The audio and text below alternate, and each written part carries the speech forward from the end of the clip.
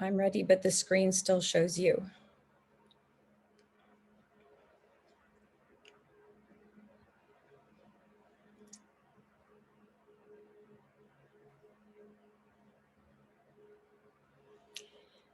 Good morning, everyone. I am your moderator, Terry Schultz, and I am so pleased to welcome you all to this event that could not be more timely. The European Union has just made its emission reduction program not only more ambitious, but legally binding in terms of how much and how quickly it plans to cut greenhouse gases from the atmosphere. And almost exactly 2 months ago, the EU and Japan formed the Green Alliance, which pledges both sides to undertake more climate change more quickly and more cooperatively. So we couldn't be having this discussion at a more important time.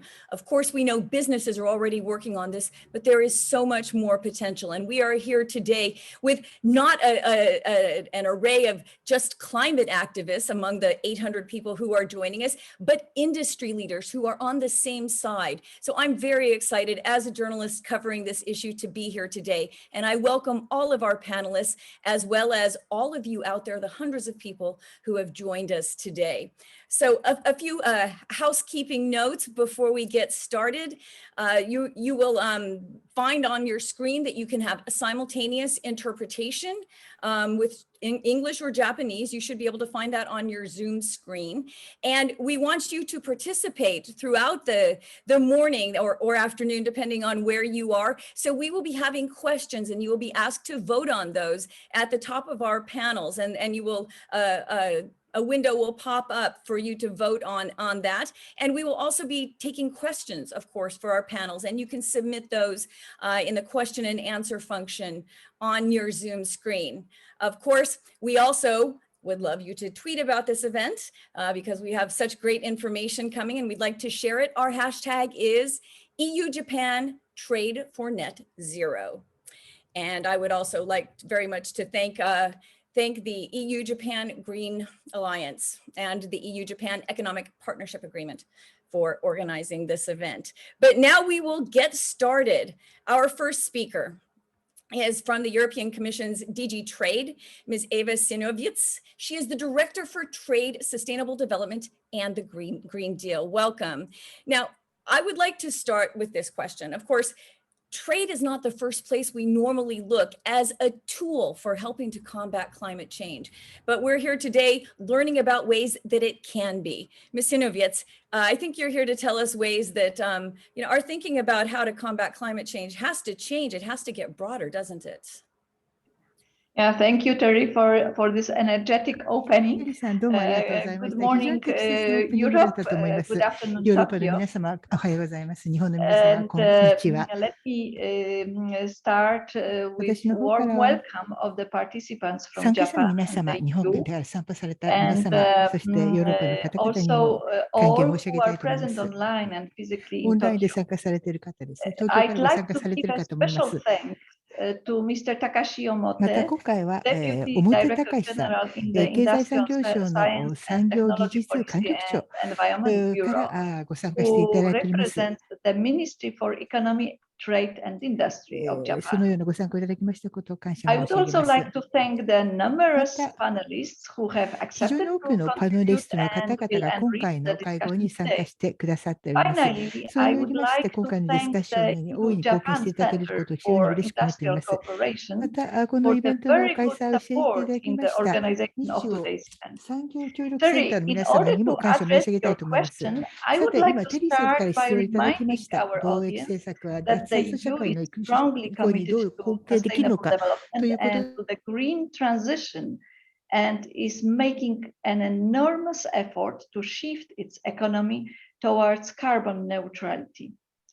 This, of course, requires a huge transformation of our economies and the way we produce, we consume, and we trade. Confronted with the magnitude of the challenges at hand, sustainability has really moved to the objectives of the EU trade policy. And just to remind you or inform you that the trade policy review towards an open, sustainable and assertive trade policy adopted in February this year is the greenest ever.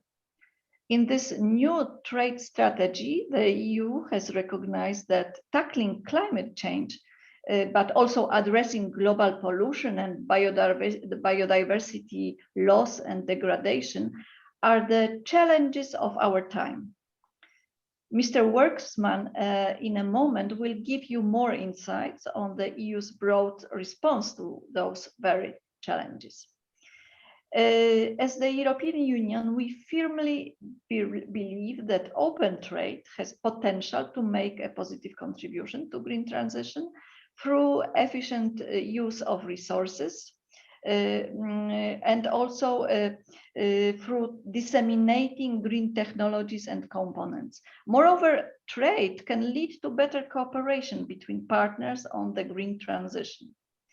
In fact, our current and future trade deals are about accelerating the cooperation to achieve climate neutrality and to fulfill commitments under the Paris Agreement on climate change.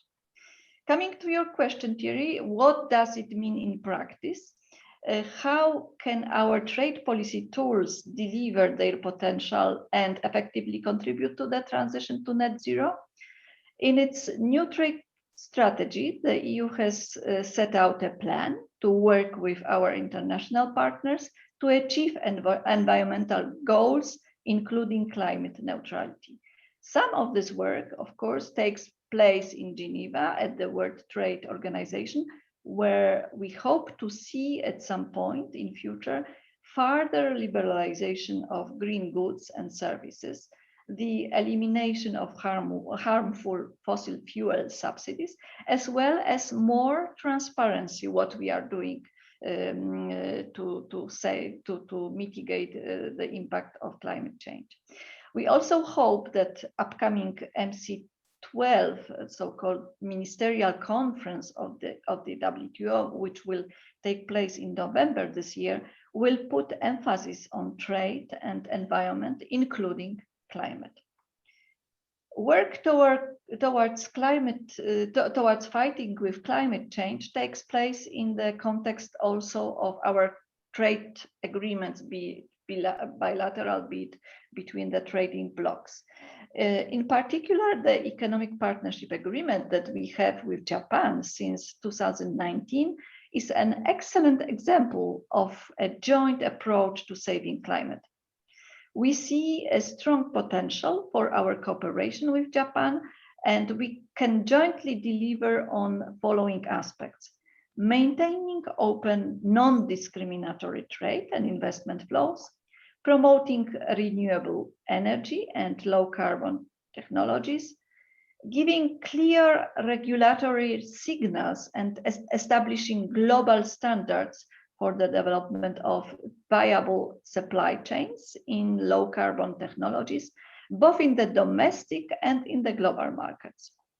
Then we can jointly promote access to raw materials critical for the green transition in the production, transport, and storage of renewable energy, of low-carbon mobility, and so on.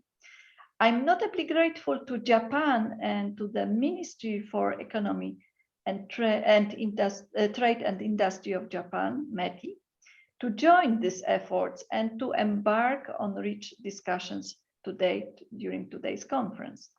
I'm particularly excited to see the readiness with which numbers representative of industry from Japan and from Europe have decided to actively participate to this discussion. We have to understand that sustainability is not longer a marginal aspect of our trade policy, nor of the modern trade agreements. It is at its center. So sustainability and trade policy are two sisters or brothers. Today marks an important day as we really have a chance to make a difference and identify with stakeholders from industry and with our audience the focal areas for our joint work in the future. And I'm really excited to hear from the industry's discussion what we can do together in this partnership between public and private sectors. I wish you all an inspiring discussions and excellent reminder of the event and deliverables also after this event. Thank you very much, and good luck for the discussions today. Thank you very much. And we're now going to head over to another Director General from DG Climate, where we would normally think is a more natural place to start a discussion like this. But Jacob Worksman, you're here to tell us that, in fact, it truly is a partnership. The European Union, of course, is making its climate pledges more ambitious, more quick, but science experts tell us even that is not enough. There is no choice but to work together with like-minded partners like Japan. So this event is definitely going to be very inspiring in that regard. Thanks a lot, Terry, and thanks for the overly generous introduction. I'm not quite a Director General, but I'm I said Directorate. Sorry, I meant Directorate General. We should make sure that everybody understood that. Another Directorate General at the DG Klima. Sorry if that was unclear.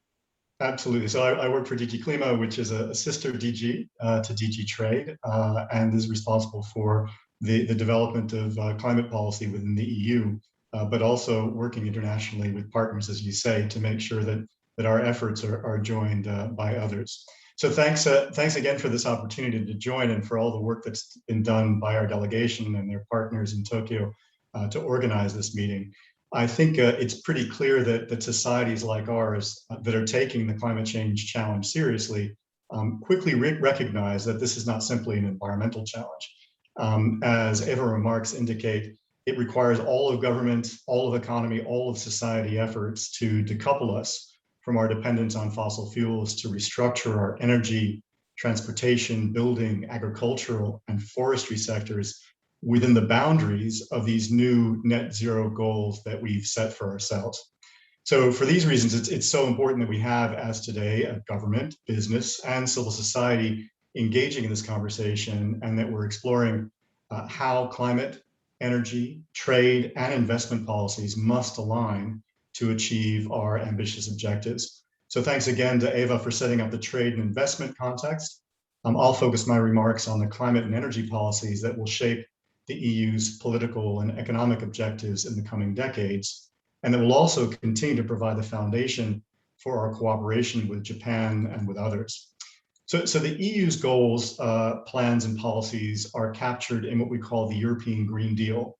This is the core of the mandate of this Commission, and it contains 3 key actions that will implement it, one of which, Terry, you've already referred to, and that's the European Climate Law, which was adopted just yesterday by the European Council, and as you say, will make our Paris target binding within the EU, that we will achieve at least 55% emissions reductions from 1990 levels by 2030 in our greenhouse gas emissions. And it also commits us, under European law, to climate neutrality. In other words, net zero emissions of all greenhouse gases by 2050. And it puts in place the governance structure that will get us there. Secondly, and very importantly, in this COVID period, we have Next Generation EU, and that's our plan for a green, digital, and just recovery from the COVID crisis. And in the coming years, this will allow us, together with the EU budget, to inject almost 2 trillion euros into the European economy to put it on this pathway towards net zero.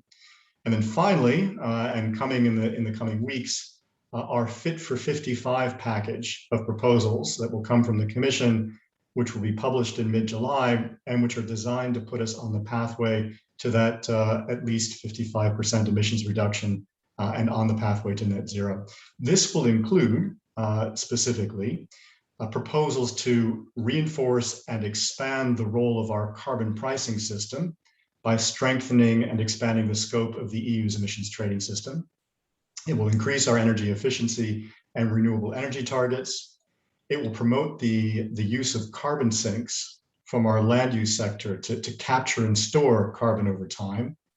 It will support sustainable mobility and transport, including by revising our emission standards for cars and vans and putting in place those key charging stations and other necessary infrastructure to help us to move to an electricity-based transit system.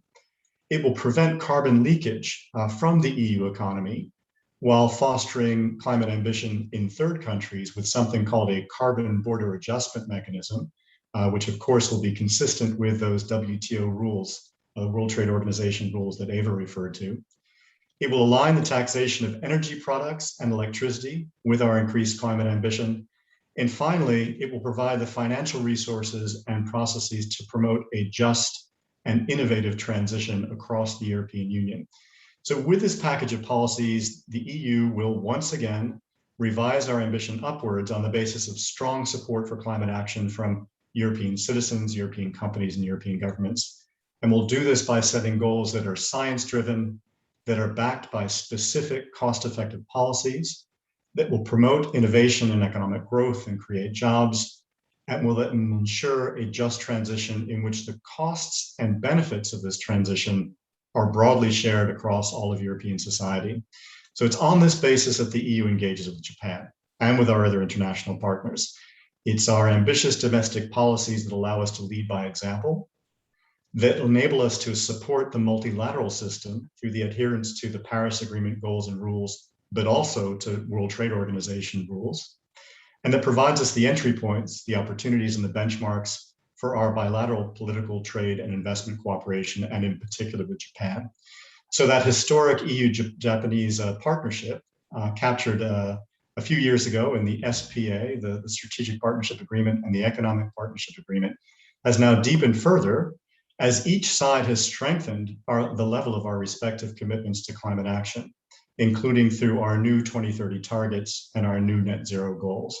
And this is why just last month, the EU leaders and Japan's Prime Minister decided to establish, in addition to the SPA and the EPA, an EU-Japan Alliance for Green Growth. And this will open a new chapter for us, bringing the green transition to the very center of our bilateral trade relations. This will include collaboration, as Ewa said, on green energy transition, promoting innovation and clean technologies, environmental protection, sustainable finance, and business and regulatory cooperation. So as we translate our goals into specific policies within the EU, such as through our Fit for 55 policy, and as Japan does the same through its basic energy plan and the green growth strategy that we'll hear about shortly, we hope that we can together persuade other countries that are key to reaching the Paris goals to follow suit. Already as G7 members, we've agreed just now to take the decisive commitment, for example, towards a faster phasing out of coal and to ending our support to unabated coal overseas by 2021. The G20 meetings, which include not just the G7, but other major economies such as China, India, Brazil, and South Africa, will be a next opportunity to demonstrate how the power of our example as the EU and Japan in this critical year can lead to success in the very important meeting that's coming up in November, the Glasgow COP26. For us, this global transition is a unique opportunity to join forces with our like-minded partner countries such as Japan to drive this transition and to deepen our bilateral cooperation, and in doing so, reap the benefits of being early movers in this space. So just to wrap up, the EU-Japan partnership agreements, this new Green Alliance, as well as dialogues like today between governments, business, will help us to become leading voices in setting global standards for an innovative environmental solutions and clean technologies of the future. So thanks very much, and looking forward to the discussions to come. Thank you very much, Jacob, and that leads perfectly into Mr. Takashi Omote. He is from Japan's Ministry of Economy, Trade, and Industry, and he is going to tell us more about that strategy you previewed, the Green Growth Strategy. Welcome, Mr. Omote.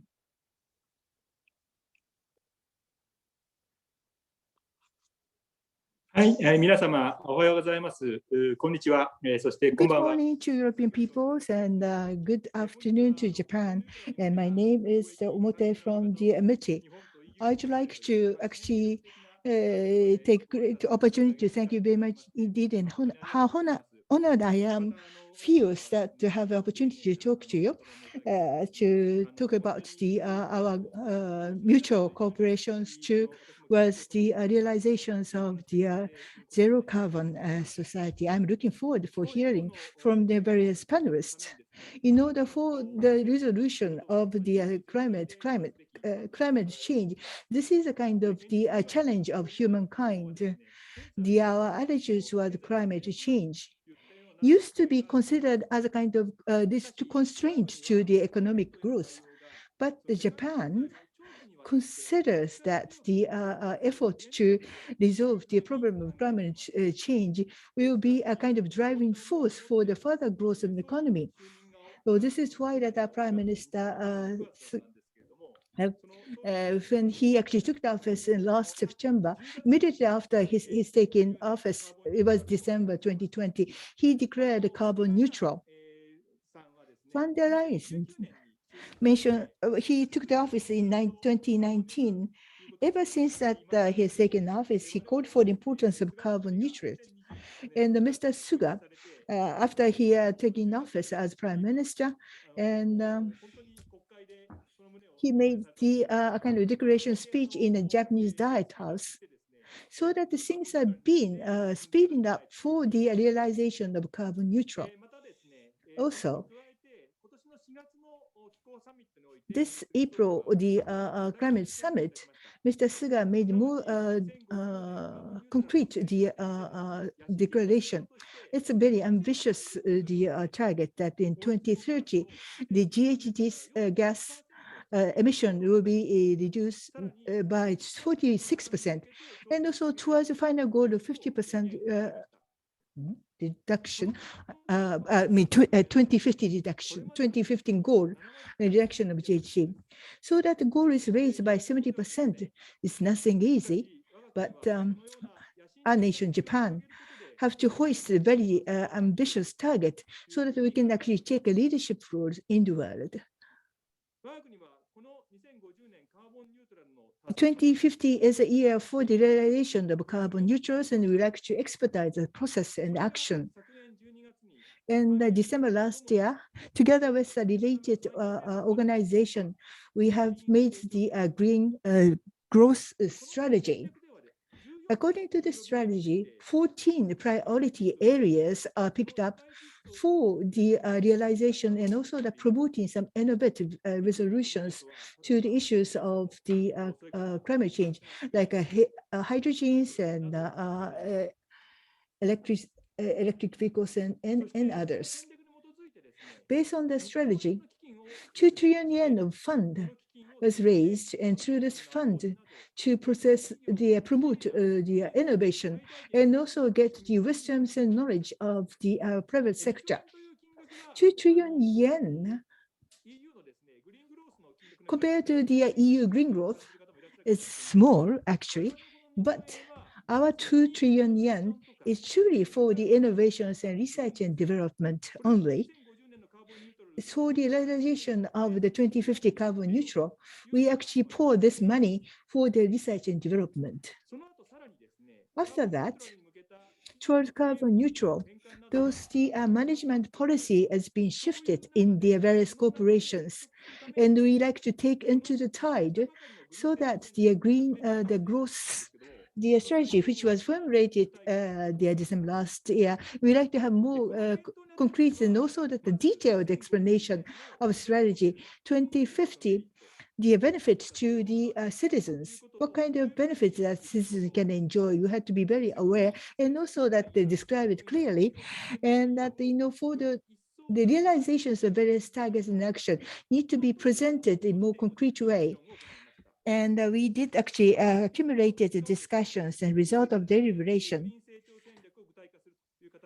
Actually, that we made the announcement about the detailed explanations of green growth the strategy. Like the batteries of the electric vehicles, and that the capacity will be 5 times. As for the buildings and housings, we need to actually make it a mandatory set the standard for the energy saving.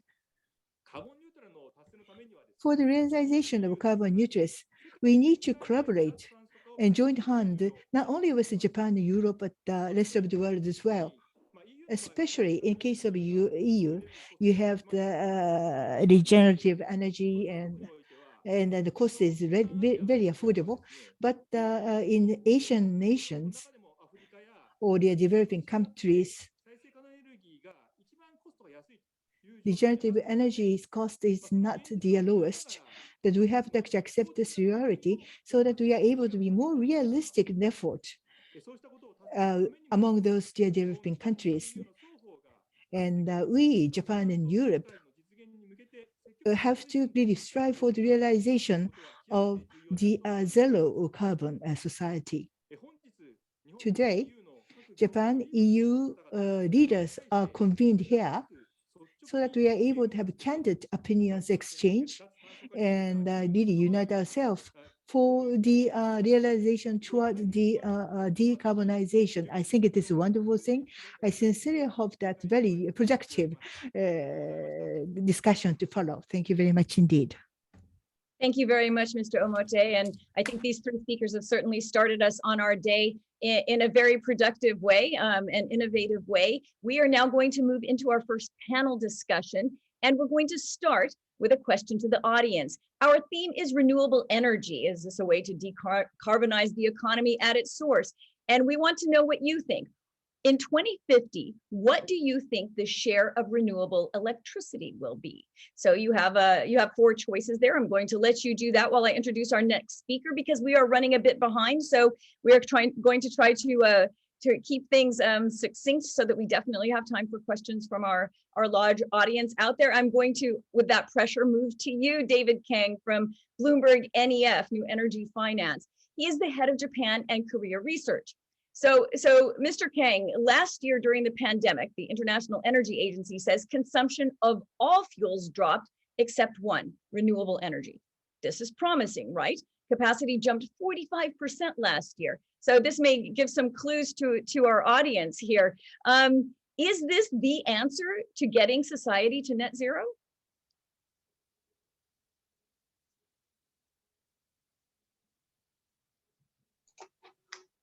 Thank you very much, Terry. Can you hear me? Yes, sir, I can. Fantastic. First of all, it's an honor to participate in this timely conference to talk about how Europe and Japan can work together towards decarbonization. And that decarbonization of the energy sector is one of the key research topics at Bloomberg NEF. In order to understand how the power sector and various industries can adapt to this new challenge, we look at not only renewable energy, but also transport, commodities, and cross-cutting technologies like digitalization and hydrogen to connect the dots between these sectors and understand the holistic dynamics that is driving the energy transition. So going back to your question on renewable energy, where is the global renewable energy industry today? The good news is, despite the pandemic that shook the world last year, renewable energy sector continues to attract massive investment. We saw $300 billion invested in 2020 globally, and adding other sectors of decarbonization like electrified transport and heat, we saw a record-breaking $500 billion invested around the world. Companies that are purchasing renewable power is also on the rise. We tracked a record high 24 gigawatt of corporate PPA signed last year, which is 18% higher than the year before. And as you can see from the green and red portion of this chart, the recent growth is really driven by the activities in Asia and Europe. We're also seeing a rapid change of pace in global net zero emissions. So in the beginning of 2020, only a third of global emissions was covered by some form of net zero target by the governments. But by the end of that year, more than half of the emissions were covered thanks to actually Japan, Korea, and China stepping up. And today, nearly 70% of global emissions is covered by some form of net zero target. And renewable energy is one of the key drivers that is enabling this transition. We've seen the cost of solar generation fall by 87% in the past decade, and by 63% for wind. So based on our modeling, the current pace of energy transition could enable renewable energy to account for nearly 70% of world's power generation by 2050. And that's adding all together solar, wind, and other forms of renewable energy, including hydro. Now, this may sound impressive, but this is still very far away from reaching net zero by 2050. In order to get there, a much more aggressive transition is required to meet the 2-degree target, not to mention the extremely challenging 1.5-degree target that you see, that red line going straight to the bottom.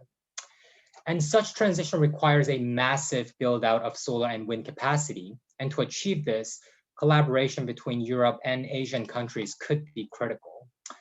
And one example I want to highlight is offshore wind. We're seeing a very meaningful drop in the cost of offshore wind projects where close collaboration between European and local players is encouraged. So in France and Taiwan, for example, we saw the cost of projects fall by around 50% when local content requirements, so this mandates the project to source equipment locally, when that mandate has been lifted, we saw the costs go down quite dramatically. And bringing down these costs faster is critical to accelerating the transition in any market. So last year, we looked at a global pathway to achieve net zero emissions in the power sector using renewable energy and clean hydrogen. Our team is actually running a few more scenarios this year to explore additional pathways. But in this particular scenario, we estimate $35 trillion of investment will be needed globally in the next 3 decades to achieve net zero. So what I'd like to say is this is truly a multi-trillion-dollar opportunity, and we think collaboration between Europe and Asia, including Japan, can help both sides accelerate this transition and enable it. Thank you very much. Well, that was very concise. Thank you. And anyone who hasn't voted yet heard the answer to the question, at least heard his answer to the question in his presentation there. I'm going to move right into our next speaker, Mr. Gu-Yun Chung from Enel Green Power. He's the head of business development for Asia Pacific. And what's the picture in Japan? Mr. Kang, give us an overview of the world. Take us now to the national picture. Sure. So first of all, thank you, Terry, for having me, and also hats off to the event organizers for this very timely event. So I think they're going to load my presentation as well, but as they do, I would say the short answer to your question is that Japan really has been a leader in the Asia Pacific in adding serious capacity in renewables, but probably equally impressive was that they have actually started the deregulation, the liberalization of the electricity industry, which we think is another key factor in going forward towards this clean energy transition. And as a company, Enel is headquartered in the EU, and so we are fully aligned with support, and we are working very closely with the EU Commission on these decarbonization goals. And in fact, we have already laid out a very concrete plan to be completely phasing out our coal generation by 2028. But let me start by just painting the picture of the energy landscape globally and how it's really being transformed. And there are big 3 trends in this transformation. And the first one, as you can see, is decarbonization. And the biggest focus is on the decarbonization of the power generation sector, because as you know, it is one of the most carbon intensive sectors in the industry. And so we are seeing that the renewables generation capacity in the next 20 years is going to more than quadruple. But a second trend that is equally interesting is digitalization. And we've seen how the digitalization and the automation of the electricity grid is really allowing things that could not have been possible before. And in particular, what we're seeing is renewable energy capacity being integrated into the low voltage grid. As you know, traditionally, it was all about big centralized power stations that connect to the high voltage grid and then go down all the way to the final consumer. Now we're seeing small distributed energy, renewable generation, even as small as solar panels being put on rooftops that are now being integrated into the grid. And that is being made possible because of this digitalization and automation of the grid. And we're seeing very meaningful growth in that capacity, renewable capacity being connected into these low voltage distribution grids. And the third trend is electrification. And so electricity is the cleanest and the most efficient means of transmitting and transporting energy. And we expect that many more human activities will be powered by electricity. Electric heating and cooling, cooking, things that were mentioned, I think, in David's slides. We're already seeing a lot of these being shifted to electric use. But another big game changer is going to be the increasing uptake of electric vehicles that has already been mentioned. So going to the next slide, these trends are creating a new reality. As I said, traditionally the utility business model was really centralized big coal or nuclear power stations, going to the high voltage transmission networks, then to the low voltage distribution grid, and then going to the final customer. Now, it's no longer that simple unidirectional structure. And so we're seeing that the boundaries between the producer and the consumer is being blurred. And we're seeing the rise of the word prosumer.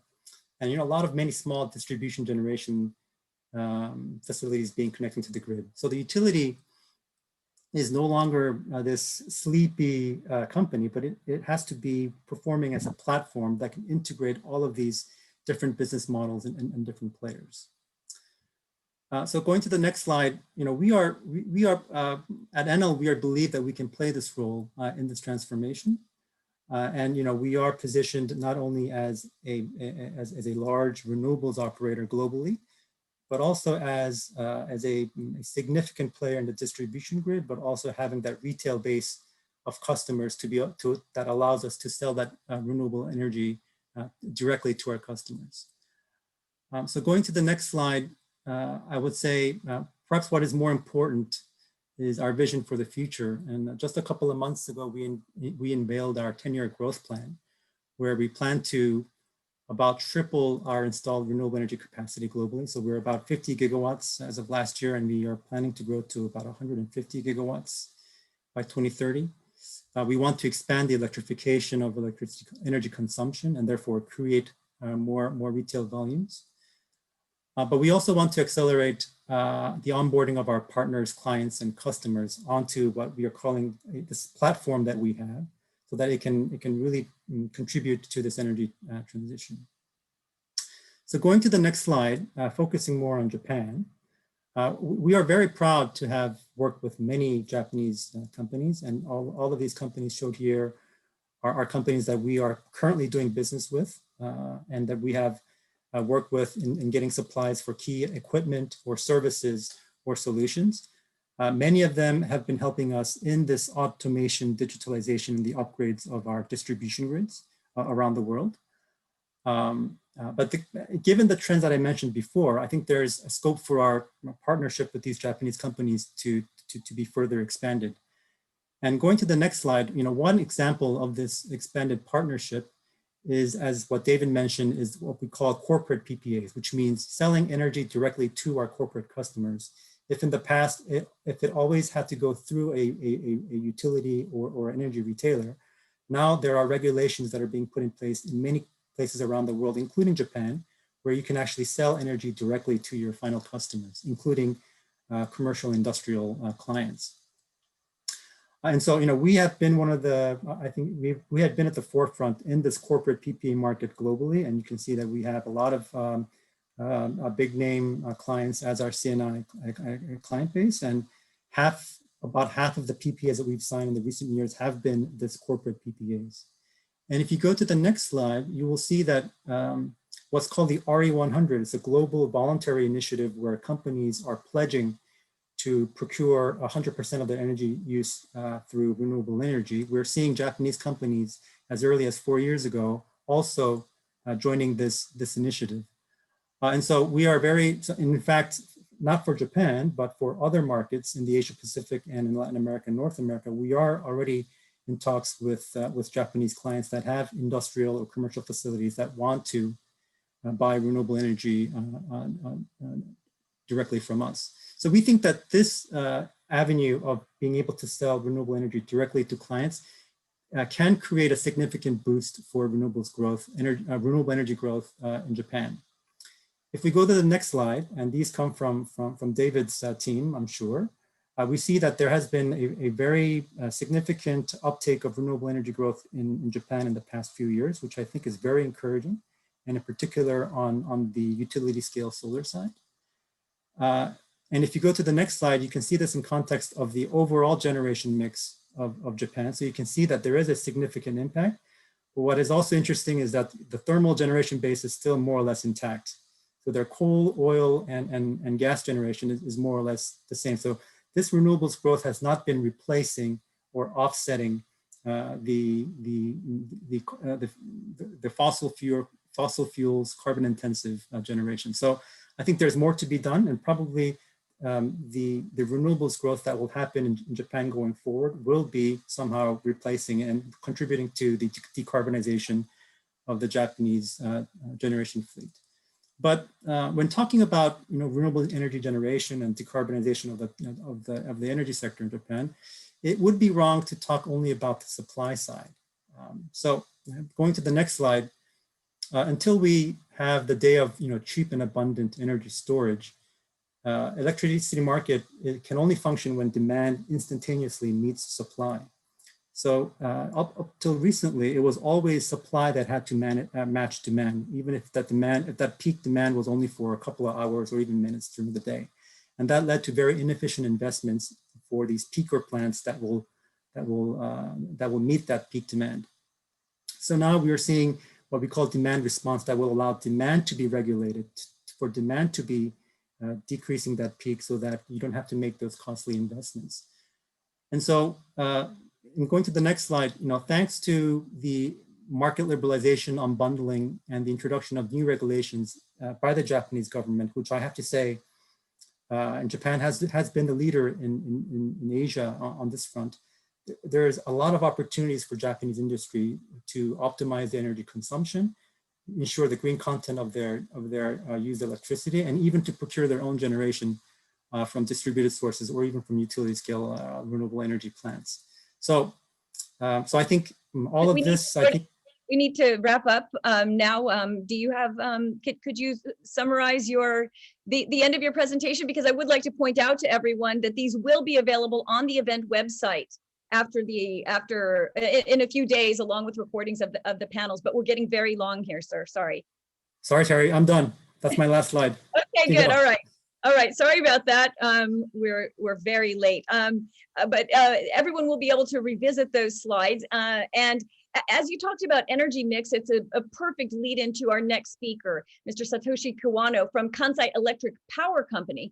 And I'd like to know from him, as one of the main energy suppliers in Japan, what is your energy mix, and how much of a role does renewable energy play in that?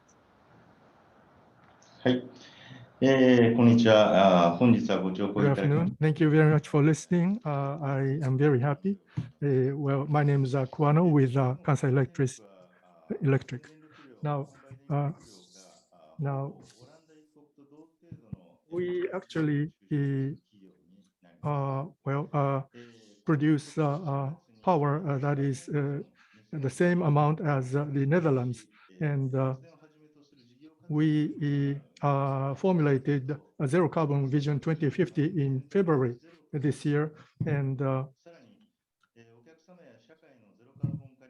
so toward the zero carbonization of clients, we are using the resources of the entire group. And now we would like to introduce the renewable energy, make it into a major power source, which I'd like to talk about today. Next slide, please.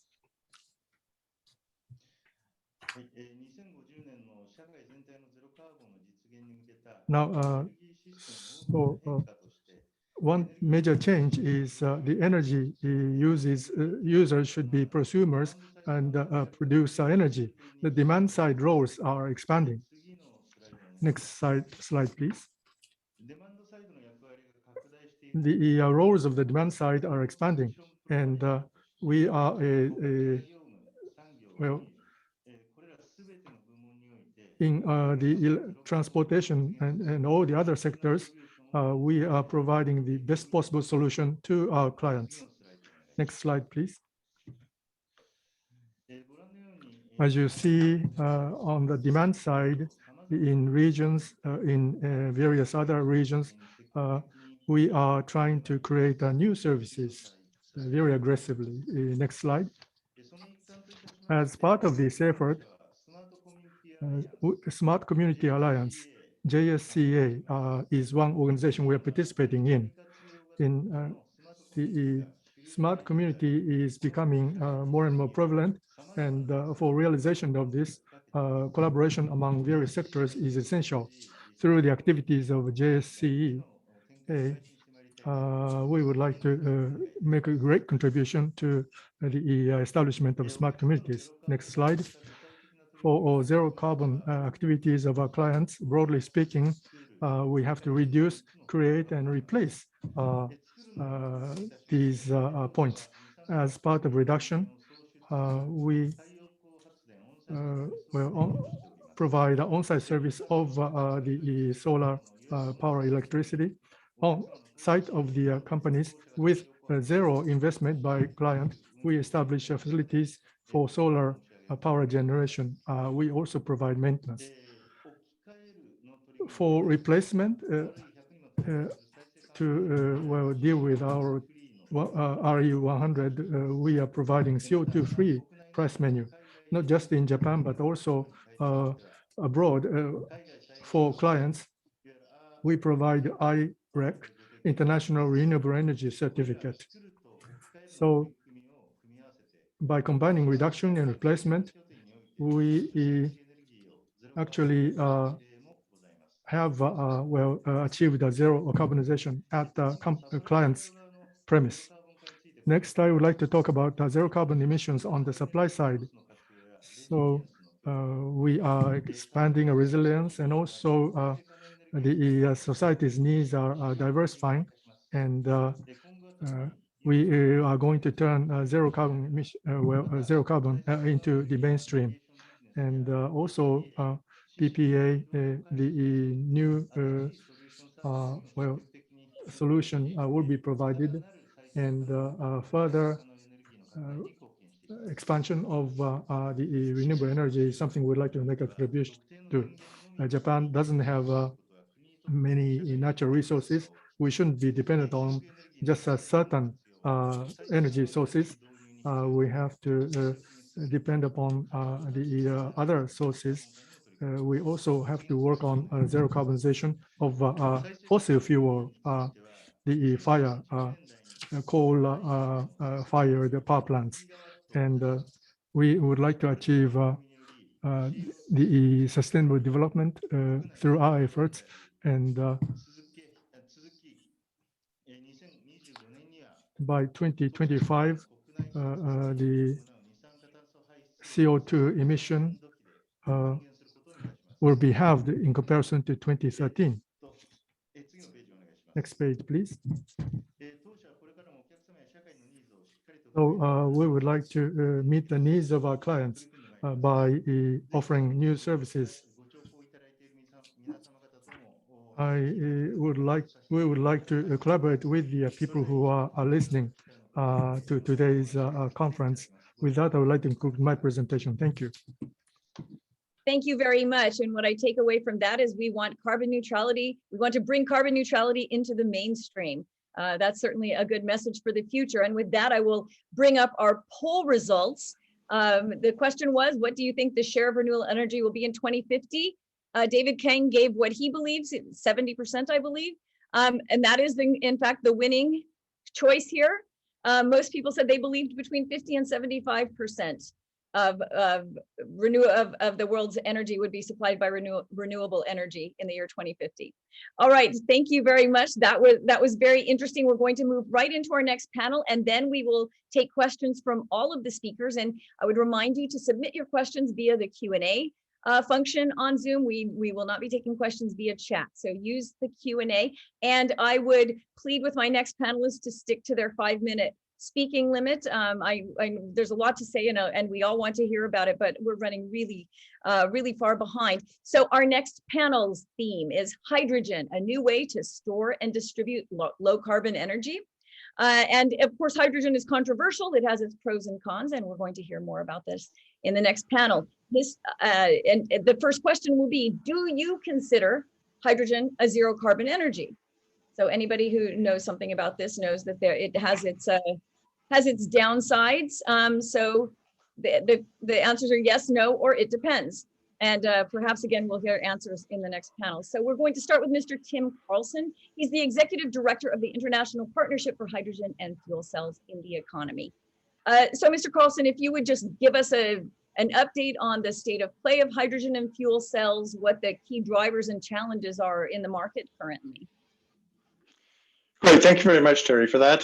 Before I start, I'd like to acknowledge that I'm coming to you today from the traditional territory of the Musqueam, the Squamish, and Tsleil-Waututh nations. So thanks very much. Sure, please go to the first slide. Time's marching. The IPHE is a government-to-government partnership, 21 countries, including Japan and the European Commission. We've been going since 2003. The focus is on sharing information and understanding what the policies and initiatives are going on in member countries. We have 2 working groups, regulations, code standards, and safety, and another one on outreach. So that's social acceptance, building social acceptance. 2 that I like to flag for the audience today, I think that is pertinent, is the task forces on hydrogen production analysis. And there, the countries are working together to come to consensus on the methodology for quantifying the GHG emissions per unit of hydrogen produced. So what is the GHG that's related to a ton of hydrogen from renewables with electrolyzers? What's the GHG related to steam methane reforming of natural gas with carbon capture and storage? So that's what that group is working on, the methodology, coming to a consensus around that. Once that document is done, then we would go to a standards body to get a standards created that could be applied internationally. The other task force that we have going is on understanding the current trade rules. And as Jacob referenced and Eva referenced to open, trade rules are very important, but what are they? What's the WTO rules related to hydrogen carriers? What are the regulatory requirements in trade, safety certificates, those kinds of things? What is it today? What are the customs rules? Port of Rotterdam or other jurisdictions in Galveston, Texas, for example, what are the requirements if you're moving hydrogen? So just understanding those. And as the volumes increase, we need to understand that we're not creating or have in place non-tariff barriers to the free flow and trade of hydrogen. Especially Japan is leading the way right now with Australia, putting a trade corridor in place, and Europe with North Africa and other jurisdictions. So those are 2 key areas to work. Next slide, please. I think it goes without saying that the momentum is increasing significantly around the world. In the IPHE countries, many have recently published new roadmaps. Significant investments have been identified, and trade corridors are being developed now. Next slide, please. Just a quick snapshot of some of the international initiatives that are underway. Japan is leading at with regard to the Hydrogen Energy Ministerial process, which is an annual event early October this year, where ministers come together to talk about hydrogen specifically. We have the IPHE, the organization for which I work for. We have a CEO-led Hydrogen Council, looking at the business cases and what it takes to do the investments in hydrogen. The IEA has both the technology focus and then the policy focus, and they will be coming out with a report in conjunction with the Hydrogen Energy Ministerial on the state of the global hydrogen review.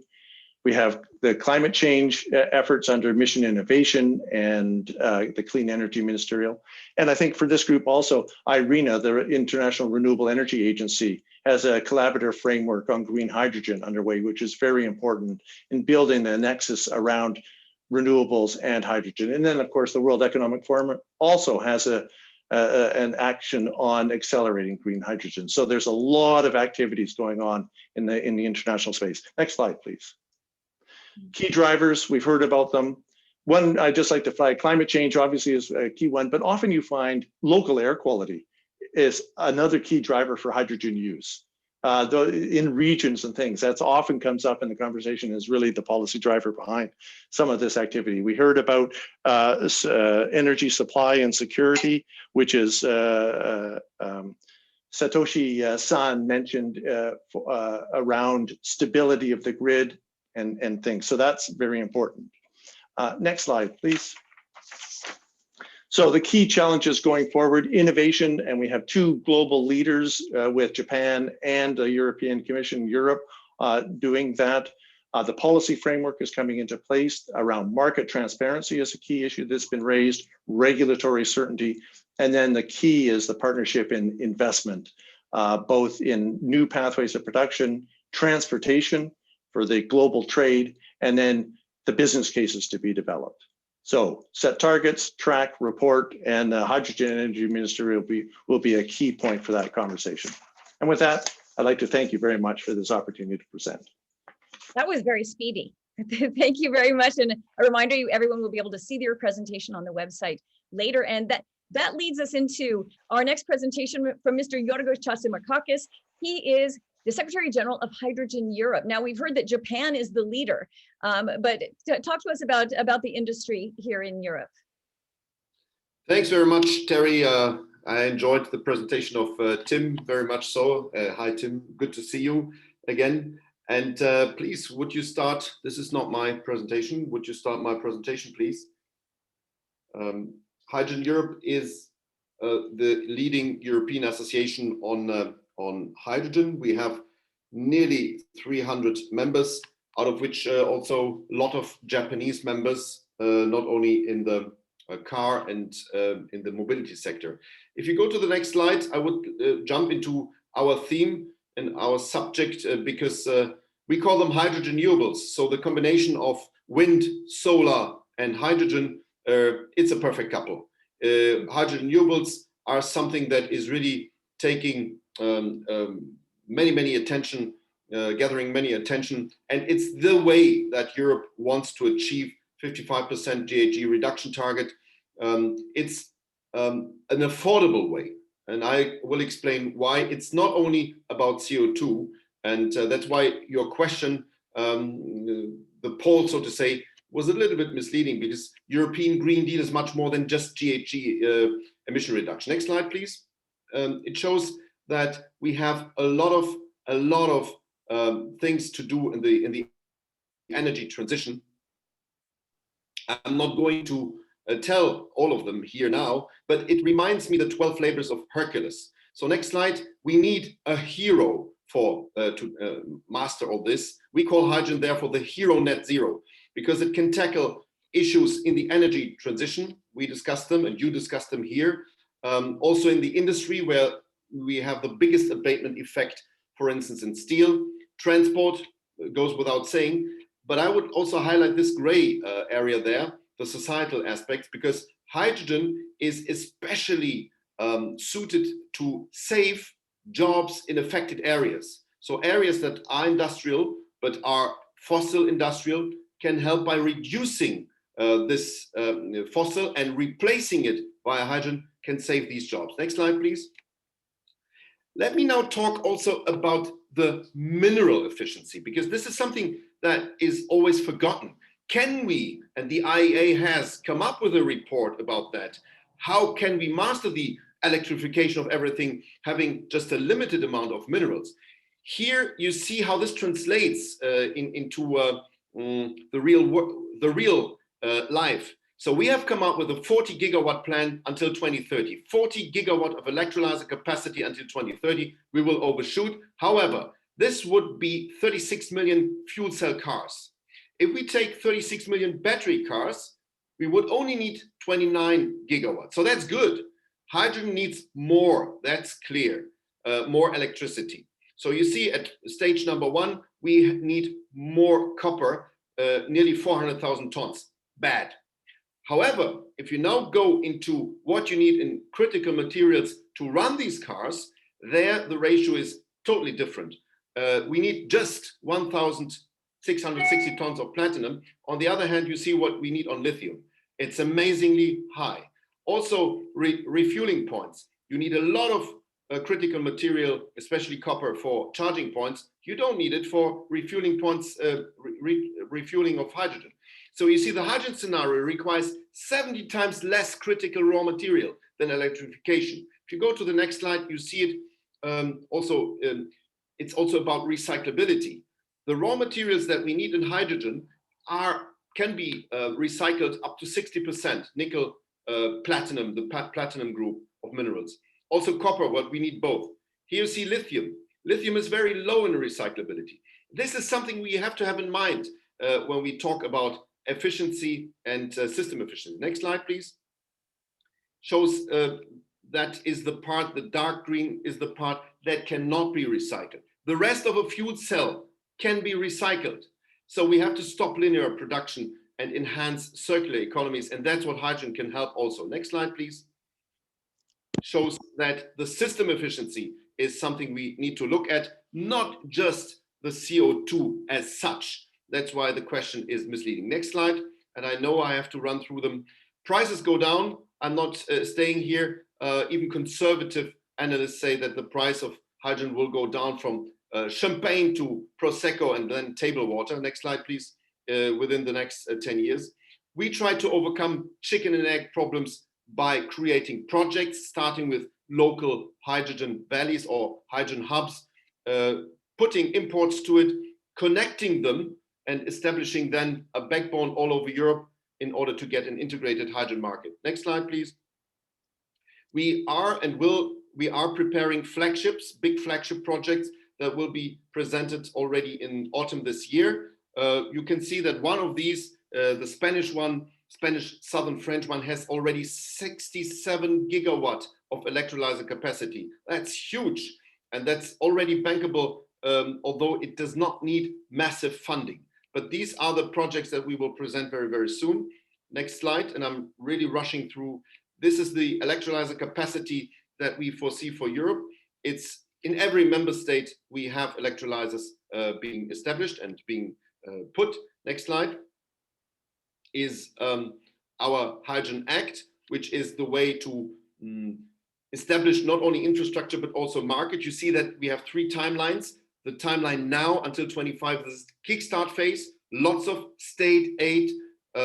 We need to relax state aid rules, of course. Then the ramp up phase, 10 years, where we will connect the hydrogen valleys, where we'll stimulate production and demand by an auction system. And only after 35, we see a normal market growth, at least for the European side. Next slide, please. Describes the auction system. So global auctions will help to make, well, plannable, hydrogen scale-up plannable. I'm not going into details, but on one hand, you have the auctions that help to know how much of hydrogen will be purchased. On the other hand, we have a system which is called contract for difference, which levelizes the extra costs that we will have for some years with hydrogen, with renewable hydrogen. And if that's in one authority, and we plan to put it into one authority, this will be a powerful instrument. Next slide, and I think it's the last, shows that Europe indeed can, together with Japan, run all this very, very fast. Thank you very much for your attention and for having me. Thank you very much, and we'll move right into exactly what Japan is doing with Mr. Hiroshi Fukushima. He's the Senior Managing Executive Officer of the Japan Hydrogen Association.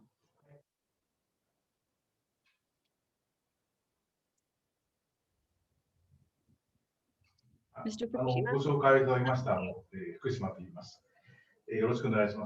Thank you very much for introduction. My name is Fukushima. Based on the slide deck, I'd like to make explanation about the situation in Japan. Next page, please. First and foremost, why Japan and Japan government is adamant about the hydrogen? Because of the energy security. Japan energy self-sufficient is very low. We have to raise the energy sufficient level. With hydrogen, we are able to really generate hydrogen and use for the various purposes.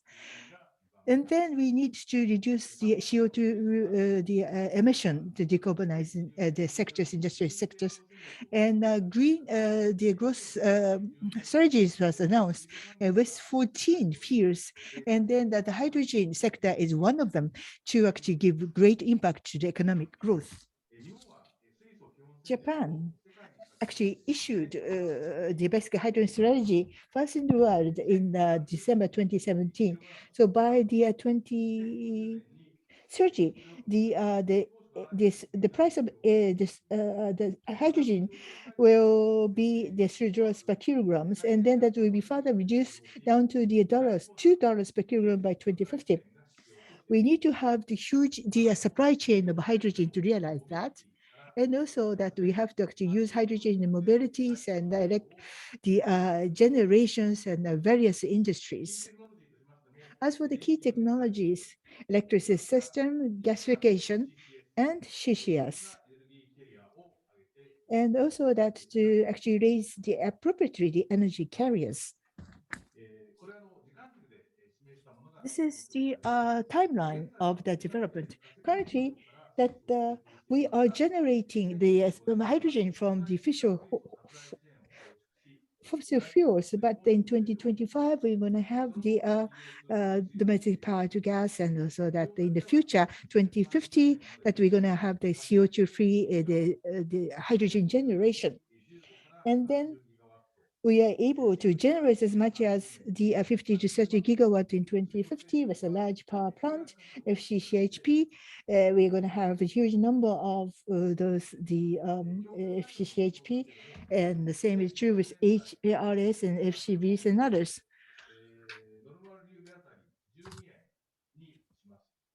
The unit of the hydrogen will be around the 30 yen per the normal cubic meters by 2030s, and that will go down to 20 yen per the normal cubic meters in the future.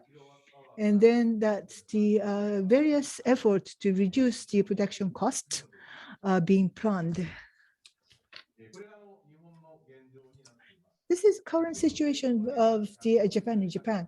With the hydrogen station network is amounted to 162 stations, and then we have the 104 the fuel cell buses, and we are actually establishing ourselves as the association of the industry.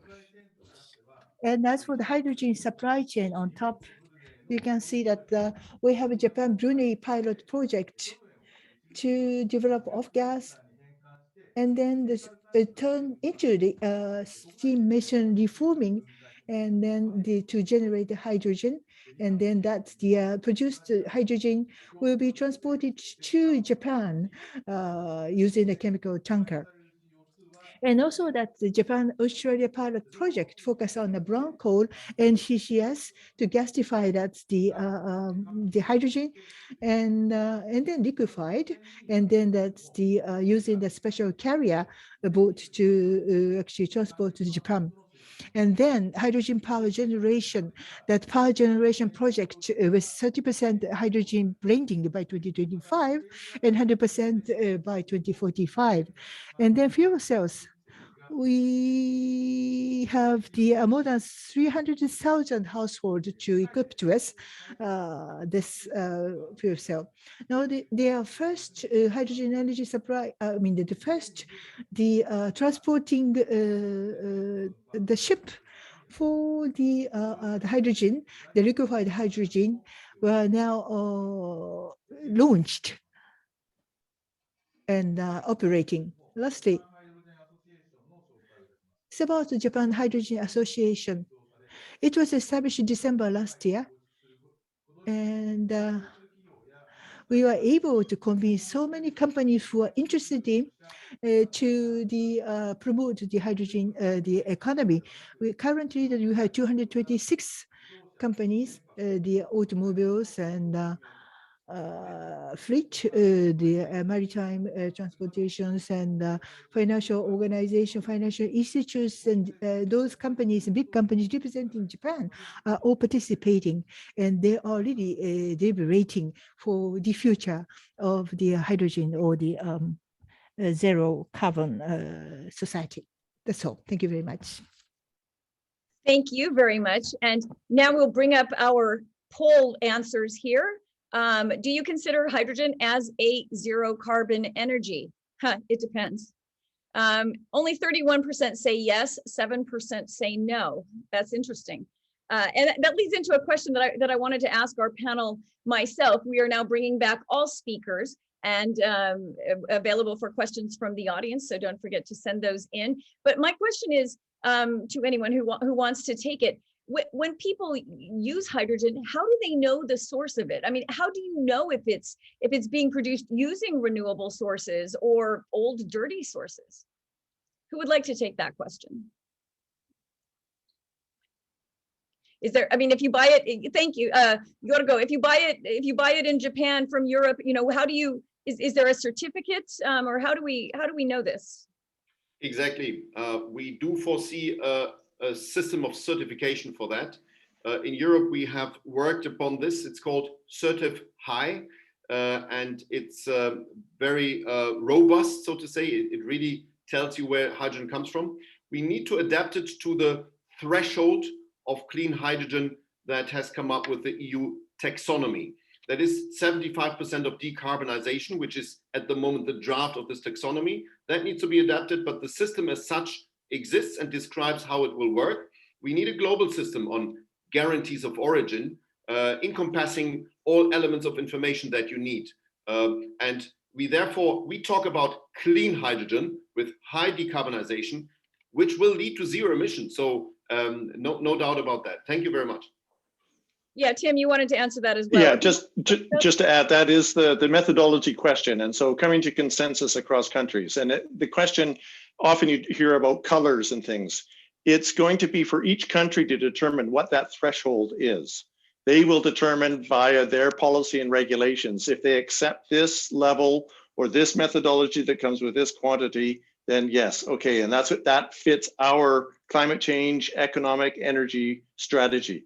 And so the way to do the measurement, transparency for the marketplace, and then does it fit the regulatory requirements of that country or that region and how they apply it. But it's that first step to come to consensus around the quantification that is so crucial. That's what the part of the work that the IPHE is doing now. Mr. Fukushima, what's the situation in Japan? Are consumers concerned about this? Is this a question they're asking?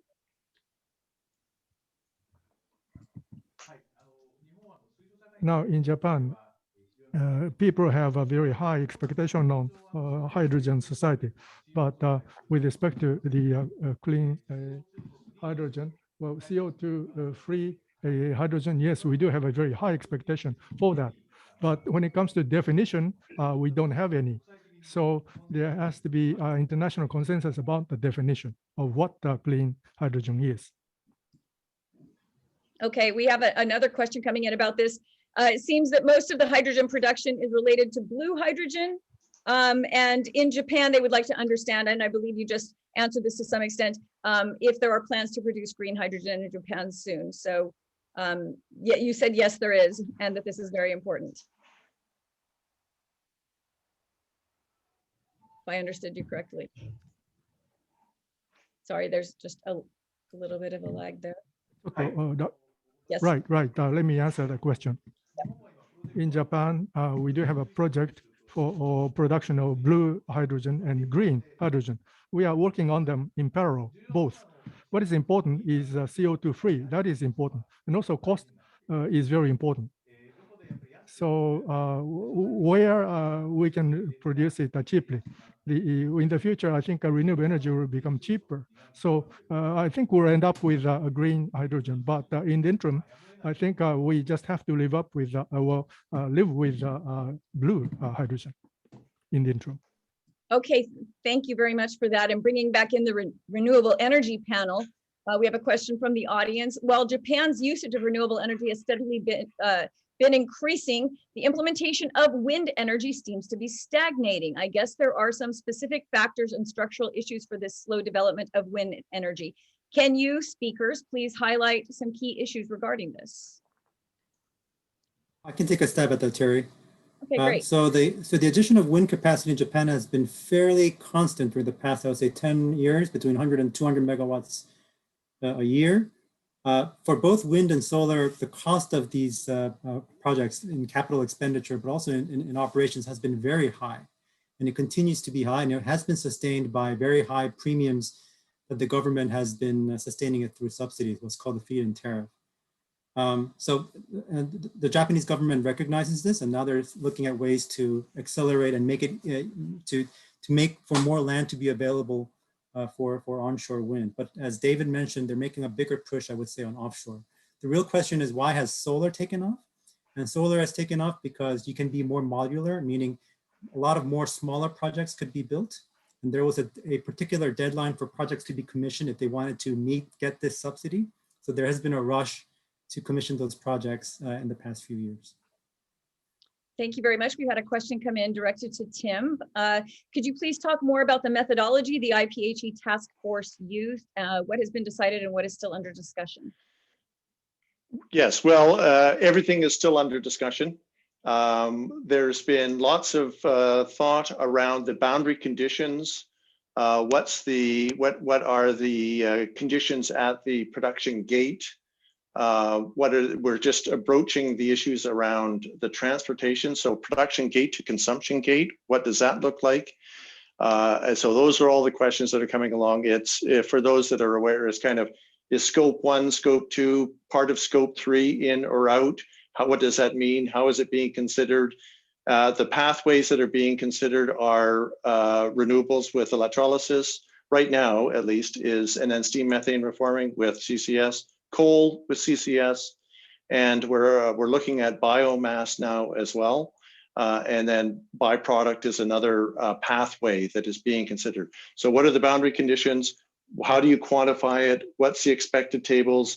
Transparency around that process, but it's all on the table and being developed now amongst the IPHE member countries, and consultations, and we hope that the Hydrogen Energy Ministerial will be kind of a point of more broader engagement as well. Hopefully we'll have something by then.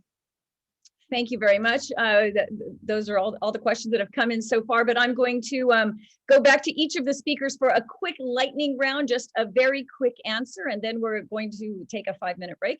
So to all of you, from your perspective, if the EU and Japan could work on one thing for accelerated contribution of renewable energy and hydrogen to get to a decarbonized society in every aspect, in transport, in buildings, and in throughout industry, what would be this one thing that the EU and Japan could work on together? So I will go back in the order in which you spoke. David Kang from Bloomberg NEF. Sure, thank you very much, Terry. I think setting a very clear guideline on which area can be collaborated and which area would prioritize local industry would be very, very important. So on the offshore wind example, from the government side, if there is a very clear indication on which part of the value chain the government wants to promote the local industry and which part of the value chain they would like to encourage other sectors to come in and other players from Europe to come in, that would help speed up the entire project development process. And also local industries can know which areas of the value chain to invest on. So going long term, it will speed up the process for everyone, bring down the cost, and really help on the decarbonization. Seems pretty fundamental, doesn't it? Okay, more lightning than that. Interesting answer. Thank you very much. Mr. Gu-Yun Chung from Enel. I would say introduction of auctions for utility scale renewable projects in Japan, and Europe has a lot of experience in it, so I think we can share a lot of our experience that will allow supply and demand to meet, and where the tariffs can be set by the market. Very interesting. Okay, next, Satoshi Kuwano from Kansai Electric Power Company. I think it is very difficult to answer, but towards a zero carbon society, the technology has to develop the base. We need to collaborate, although there is a situation different from nation to nation. The issue of the global warming, to resolve this issue, you need to have some collective action and also to show the kind of solidarity. So it is not the answering to your question, what will be the one resolution, but maybe you can collaborate, and so that we are able to tackle the global issue, the kind of solidarity and unity should be shown to the world. I think it is very important. Well, that's certainly what the Green Alliance is aiming to do, isn't it? It's only 2 months old, so I think there's a lot of promise there. Yorgo Chatzimarkakis. I would say targets. So we need to define together targets for the different areas and sectors based on a joint certification scheme. If you really want to achieve something together on a global scale, targets and certification, that's key. Okay, thank you. Tim Carlson. Would be to demonstrate the market frameworks. Japan has a structure, the European Union has a structure that allows for large scale investments in key projects and demonstrate the business cases in a couple of different spaces, and that'll launch the other investments around the world. Okay, and wrapping us up, Hiroshi Fukushima from the Japan Hydrogen Association. You get the last word. As for the hydrogen, technology is not mature yet. So what we have to do is to promote the technology development together with Europe and Japan, and each countries and each organization have their specialty and also that strengths, so that we have to align ourselves and team up to accelerate the technology development. Thank you very much. So much potential, so much work to do. But the good thing is, from what I know, from what I heard here, these things are already in motion. So that's very encouraging and very inspiring. I'd like to very much thank all of my panelists. I'm sorry we're running short on time because I would love to talk about this a lot more. But thank you very much for joining us for this half of our conference today. We are going to take a 5-minute break, let's say, coming back at the bottom of the hour. In the meantime, don't go away. To any of you joining us online, you can enjoy a slideshow about past and future cooperation on decarbonization, and we'll be right back in 5 minutes.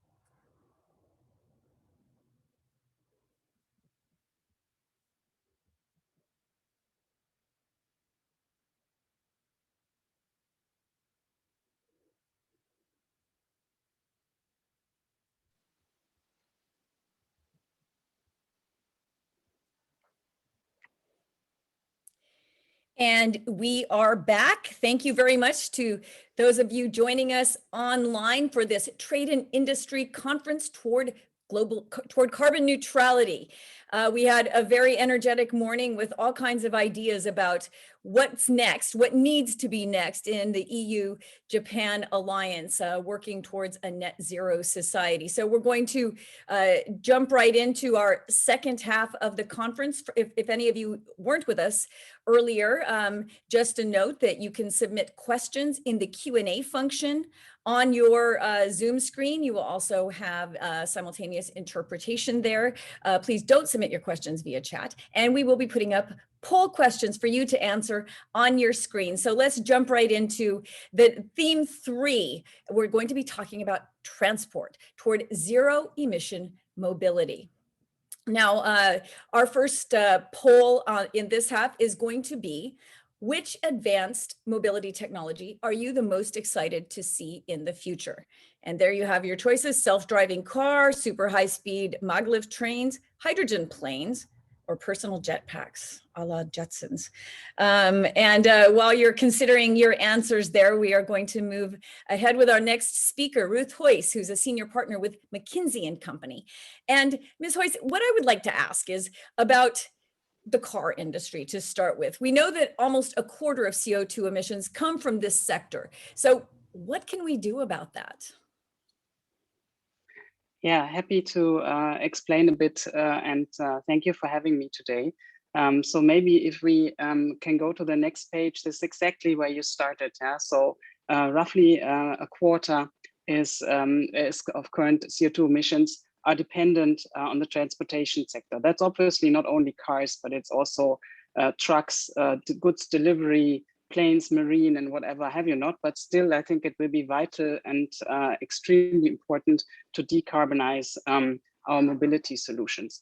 And we actually think there's 5 things that you need to do. Yeah? So first of all, you need to go onto green technologies. Yeah? We have already spoke a lot about hydrogen batteries this morning.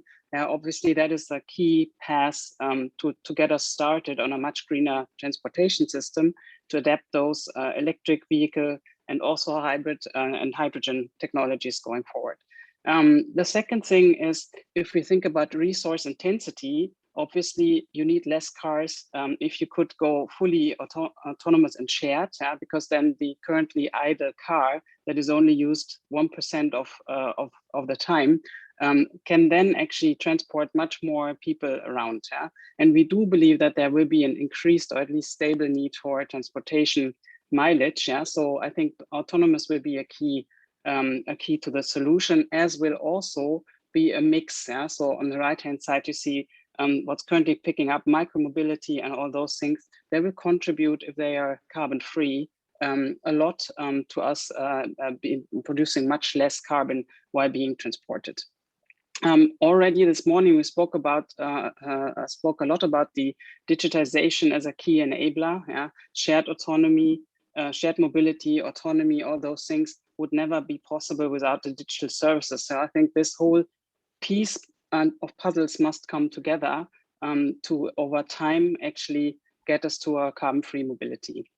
If we turn to the next slide, I think regulators have foreseen that, and Japan and Europe have actually been leading the way since many years on setting ambitious targets, and the EU will, as we heard already also this morning, even increase the targets now. So I think people are forcing the industry to move down that path. But on the other hand, if we go then to the next slide, I think industry has now also understood. So they are really on a path of decarbonizing themselves, and not only on the scope 3 downward emissions, which is like the cars that they're actually being producing, but also on the upstream side. So literally all the premium OEMs have now set targets to go in scope 1 and 2, and also in the whole material flows. This morning we have spoken about the increased use of renewable energy and electricity, but also how can we decarbonize steel and other materials. And we see quite a lot of startups and creativity in this sector currently.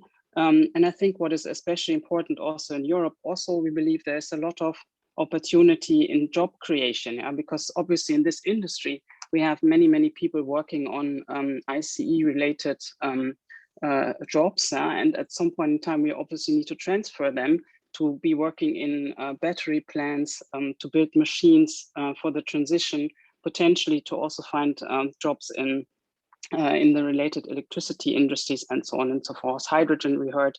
So I think we are really in a very big transition here, and we have to rethink all the systems which come to it. To highlight a few, I thought we maybe could focus a bit on how ready are we as an industry. So if you go to the next slide, we have actually been doing since many years something which we call the EVI. This is an index that measures the readiness for EVs. You see here on the left-hand side, Norway leading this in a market penetration because of their regulation that they actually have set. But we also have the industry readiness. That means how many cars are actually in the markets, and how good is the choice for the consumer in the end. And what we have seen over years is that this index had actually been progressing quite a lot. And we believe now the next challenges which are about to come are more on the enabler side of things. So what do we need in order to make this happen? One key element will be on the next slide, battery cell ramp up, including like machinery, where I think Europe and also Japan can play a leading role, as we already heard this morning. And maybe then as a last slide, also the grid build out will be pivotal. So the charging infrastructure and grid that's related to it needs a massive additional push to enable us all as consumers in Europe. And I think in Japan, you will have a similar discussion with the charging infrastructure and potentially also the hydrogen infrastructure, which is about to come. And let me conclude here because I know we're short on time, and happy to take any questions afterwards. Thank you very much. That was very interesting. And as you said, it's up to the enablers now, and we are going to be speaking with one of them. Mr. Lutz Rothart from BMW Japan. BMW says it's going to wants to build the world's greenest car, the greenest electric car. So how are you going to do this? It sounds like consumers are ready for it. Well, thank you, Terry. Actually, we are not going to build the most greenest car. We are trying to build the most greenest portfolio of cars, which is a quite different thing. It's not only one product, it's actually really our portfolio of products is going to go green. Good to hear. And can I have the next slide, please?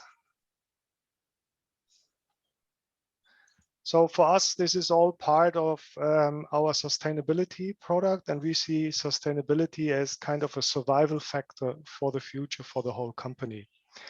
And while sustainability is often only associated with these environmental topics like resources, like energy and CO2, which of course are a major factor, it also includes for us things like social engagement in terms of employees, standards in the supply chain.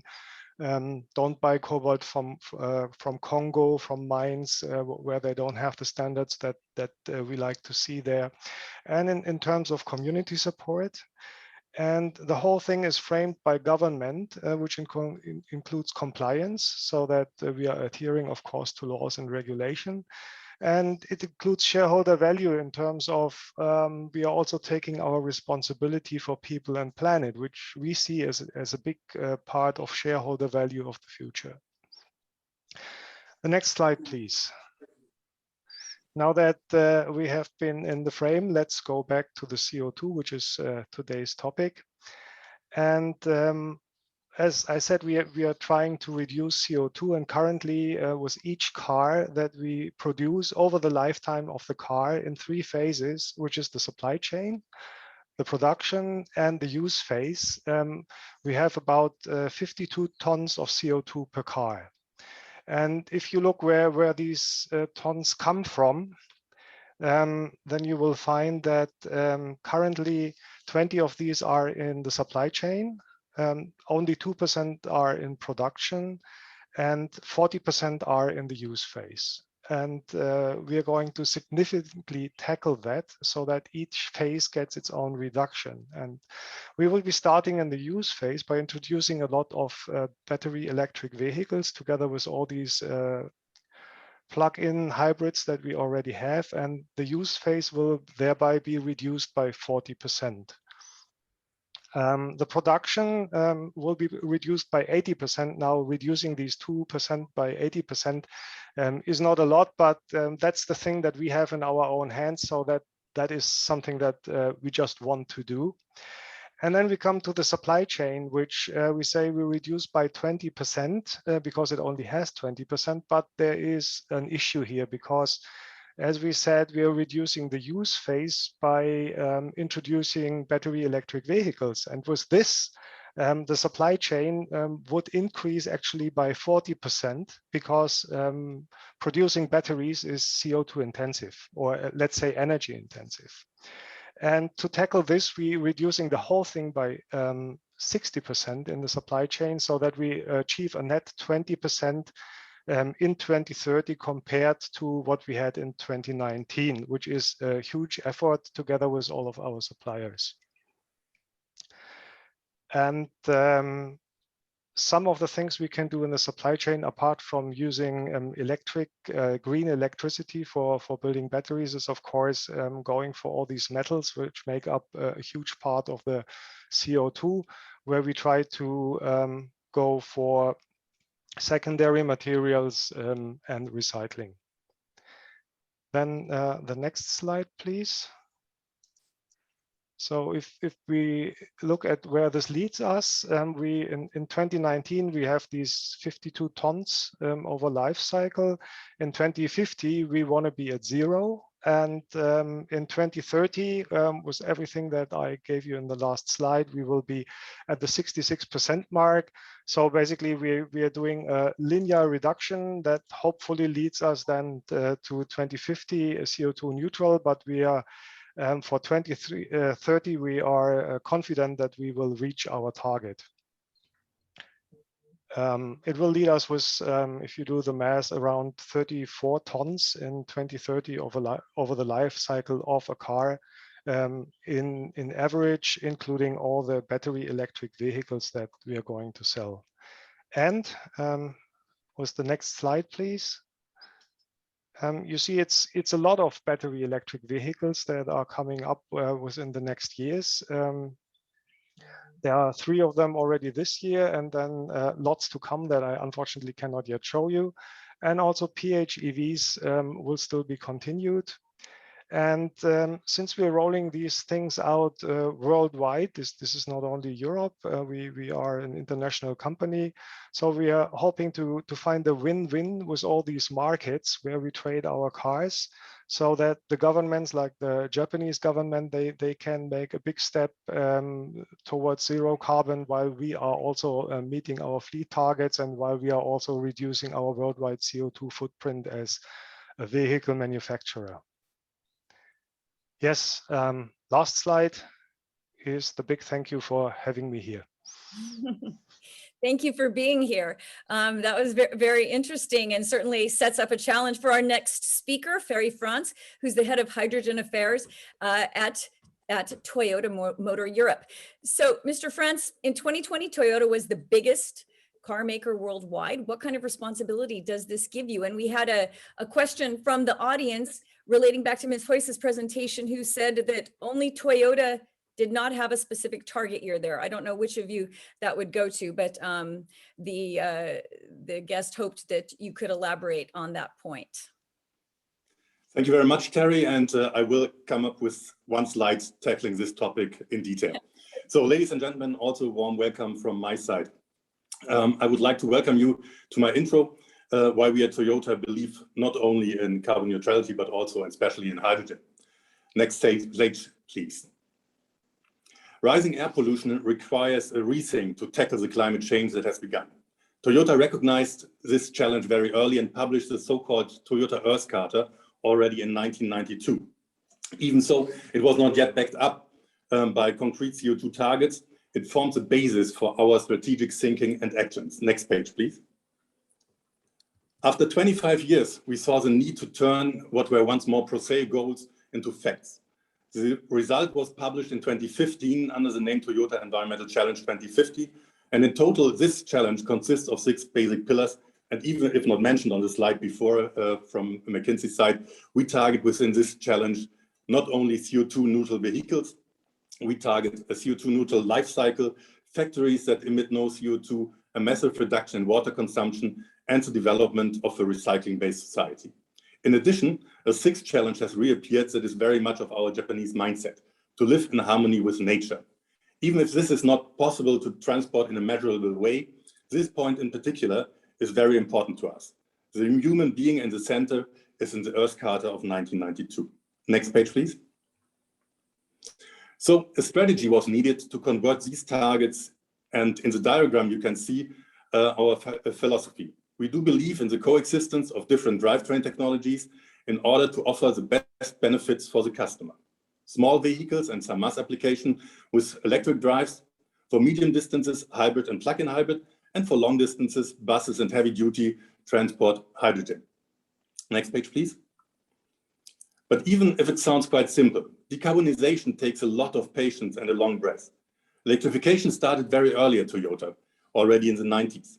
This is what was at the time when many other manufacturers were still developing larger petrol and diesel engines. In 1995, Uchi Yamada-san, the former chief engineer and now chairman of the board of the Toyota Motor Corporation, presented the Toyota Prius at the Tokyo Motor Show. Next page, please. Since then, more than 17 million hybrid cars were sold, and we have today 44 models in our range, selling them in more than 90 countries. And that is what I would call a proven success story. Next page, please. But the journey continued. Even if this is often not immediately recognized from the outside, it has already been a long path in hydrogen development. Uchi Yamada-san started the H2 process in 1995, the year of the Prius presentation in Tokyo. But it took 19 years until our first series-produced vehicle was away. Next page, please. To take the next step in market penetration, an important factor is an attractive price. And let's be honest, the first Mirai was fairly priced in terms of the technology used, but still very expensive. The second generation is a different story. With the entry price reduced by more than 20%, we are already very well positioned. And if you compare the Mirai 2 generation with German competitors in the 5-meter class, with the smallest diesel or petrol engine and without any electrification, we have an identical price tag. So claiming that hydrogen technology is too expensive is a myth of the past. Next page, please. For hydrogen, we have set ourselves the goal of following a path similar to the one of the hybrid technology. We are starting with the Mirai as a pioneer of a new technology and will expand the range of models in the future according to demand. Next page. By offer a wider range of vehicle and at the same time densify the filling station situation, a breakthrough will be possible. Why am I convinced of this? Because the customer shows a strong preference for hydrogen. The advantage for the user is obvious. Zero emissions, refueling times of 3 to 5 minutes, and long driving distances with up to 650 kilometers. Next page, please. But we at Toyota have a broader thinking for hydrogen mobility, are also relying on other transport applications. Our goal is not to do everything ourselves, at least not in Europe, but to act as a system and component supplier and thus support further market development. Let me give you some examples. Starting with fuel cell buses. On one hand side, we build buses in Japan for Japan, and on the other one, buses for Europe with our partner Kaitama. Or truck business. Also here we have trucks for Japan, built in Japan, and in addition, a cooperation with Kenworth in the US. Here we are now in the 3rd generation H2 truck with a range of up to 500 kilometers and 24/7 operations in the port of Los Angeles. And finally, we are also involved in maritime applications and support the Energy Observer on its journey around the globe, a fantastic zero-emission world tour. Together with the parent company of the Energy Observer, we are currently working on further maritime applications to develop this very important segment of H2 usage. And be secured, we will expand our range even further. Next page and final page, please. Oh, sorry, that's still the wrong one. Please skip. Most probably 1 or 2 times. Again, next one, next one. Yes, this one. Ladies and gentlemen, this brings me to the end of my presentation. I hope I was able to demonstrate that we at Toyota have accepted the challenge to decarbonize our products. We target CO2 neutrality from the cradle to the grave. And this is not only a lip service. With a strong commitment of our CEO, Akio Toyoda, and the establishment of the Toyota Environmental Challenge 2050, each and every of our employees is working on improvements every single day. With new projects like the Woven City in Japan, we go even more beyond the task of the classical car manufacturer and establish places for new forms of green and cooperative living. With this, I would like to conclude my solo part and thank you very much for your interest. Thank you very much. And with all those innovations, let's see the results of our poll to see how many people picked self-driving cars. 47%. Good news for car makers if you're headed in that direction. Super high-speed maglev trains, second, hydrogen planes, and personal jetpacks didn't get that many votes. Okay, that's interesting. Thank you very much for that very dynamic set of possibilities about the future. We're going to, we'll bring back these speakers when we come to our Q&A session, and we're going to head right now into our fourth session. Raw materials for decarbonized economies. And this is a really important one because the more I read about it, the more I realized that we have a real dilemma here because some of the technologies we need to decarbonize also make use of some very rare non-renewable materials. So what are we going to do? How do we balance this? These are the questions that I'm going to put to my next panelist, starting with Mr. Rodolfo Lacey from the OECD, where he is the Environment Director. Thank you very much. Good morning, good afternoon to everyone in Europe and Japan. First of all, I would like to thank you for inviting the OECD to this important event. As you know, raw materials are essential for the global economy and its future development depends on the continued supply. I will focus my presentation on minerals due to its important role in the climate neutrality future. We saw that in previous presentations. In many cases, the exhaustion of economically competitive minerals deposited in industrialized countries has made supplies increasingly dependent on the political stability of mineral-rich emerging economies.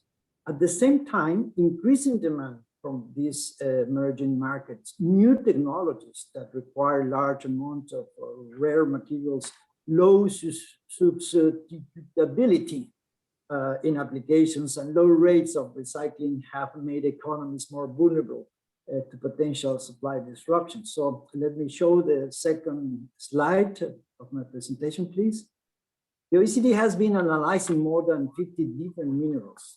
Three measures of mineral supply risk are used in our studies.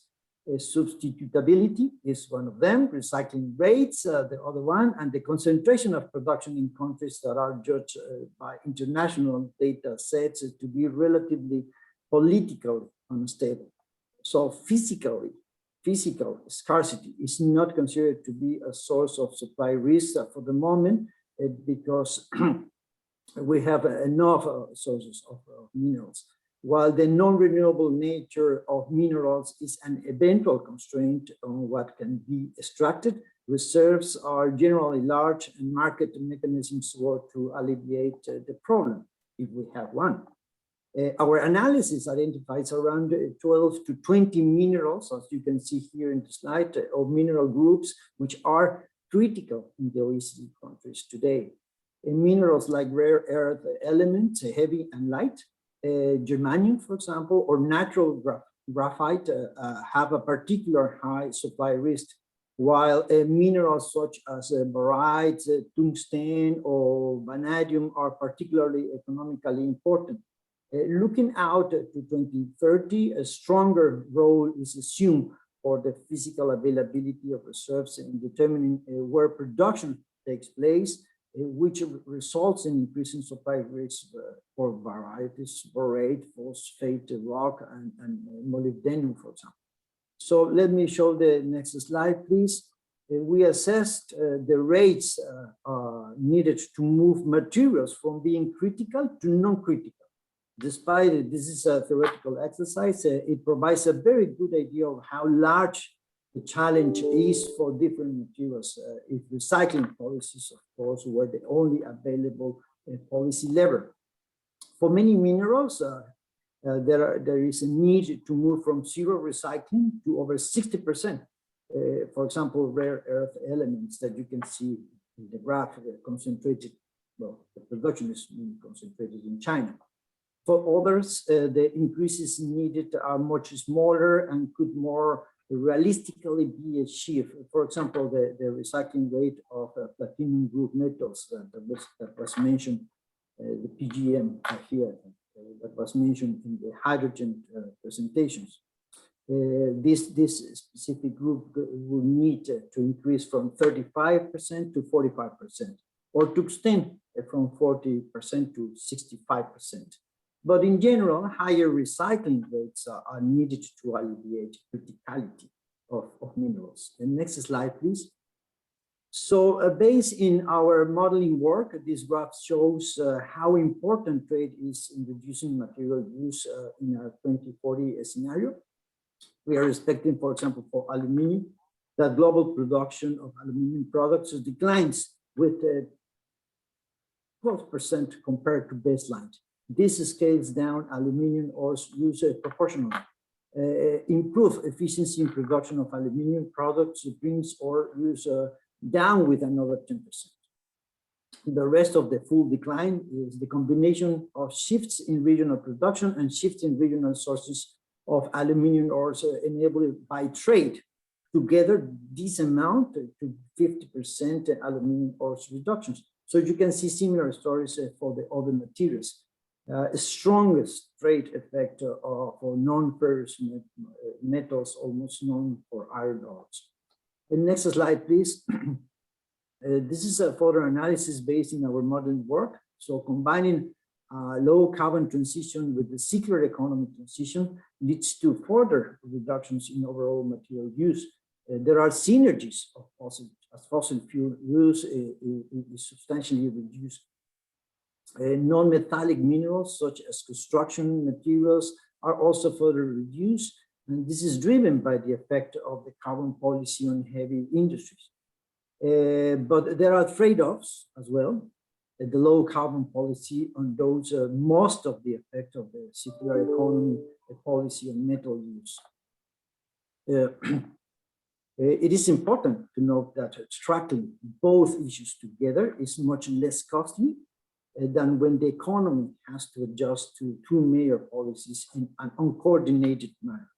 The policy coherence is essential. So next slide, please. This is my last slide. As I stated in the recent net zero report for the energy sector, you can see here that next slide, please. That there are new opportunities for mining companies in the carbon neutrality future, but it will create jobs and wealth and also energy security. And this is one of the concerns for our climate future. Thank you very much. Thank you very much, Mr. Lacey. And now that we've all heard how important recyclability is, we're going to launch our last poll. What share of the total weight of a wind turbine do you think can be recycled? Anywhere from 0 to 100%. We'll let you think about that. Don't Google. Give us your honest guess as we head into our two last presentations here. We're going to be speaking with Mr. Atsuya Hanazawa of Umicore. And I looked up the company, Mr. Hanazawa, and I saw that Umicore says its mission is to reduce harmful emissions, power the vehicles and technologies of the future, and give new life to used metals. We know how important this is. So please talk to us about practical ways that you can do this. I mean, taking batteries, for example. How possible is this at the moment, and what are the opportunities in the future? Thank you very much. Next page, please. My name is Hanazawa from Unicorn. Thank you very much indeed for inviting me to this occasion. Now, it's about our company, Unicorn. We have headquarters in Belgium, and we have 3 lines of businesses. One is the automotive catalysis, and the number 2 is energy and service technology. That is the batteries, and then the metal recycling. These are the 3 pillars of our businesses. Next page, please. Now, the today's theme, the materials for the carbon-free society. Yeah, citing an example from the battery, lithium-ion battery. If you look at the supply chain, this is exactly how it goes. As you can see, the Unicore is involved with the raw material purchase and use materials and put it into product, and then the end of use metals and materials are they're collected and recycled. We have a limited resources. Resources have to be procured in ethical way and most effective way. And end-of-use battery can be recycled so that we are able to have the circular, the economy in regards to the materials. And this is mandatory. And that will lead to the realization of carbon neutrality. Next page, please. Now it's about lithium battery. What will be the demands? As you can read from the slide, from the year 2018 to 2030, that the growth is 14 times, according to a certain data source. Along with the growth, the manufacturing, energy consumption, transportations, and others will be increased dramatically.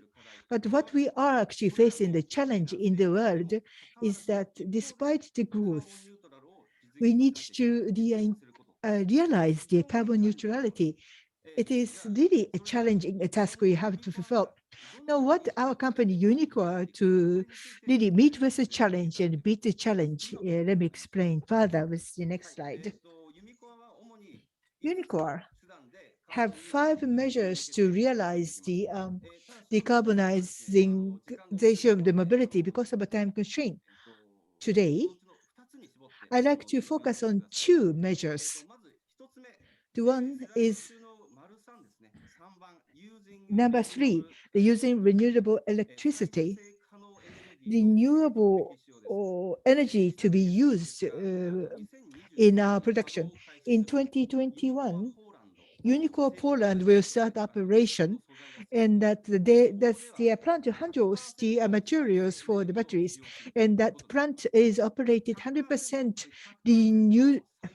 renewable electricity. This is one strong and a sure step towards the carbon neutrality. Measures number 4, that is the recycling of battery waste. As a recycle effort, we are good at doing the recycling. And I'd like to move on to the next slide. It's about recycling. End of use the product can be recycled. Not only the batteries, but other products have the benefit from that kind of effective recycling. For example, cobalt used in the battery,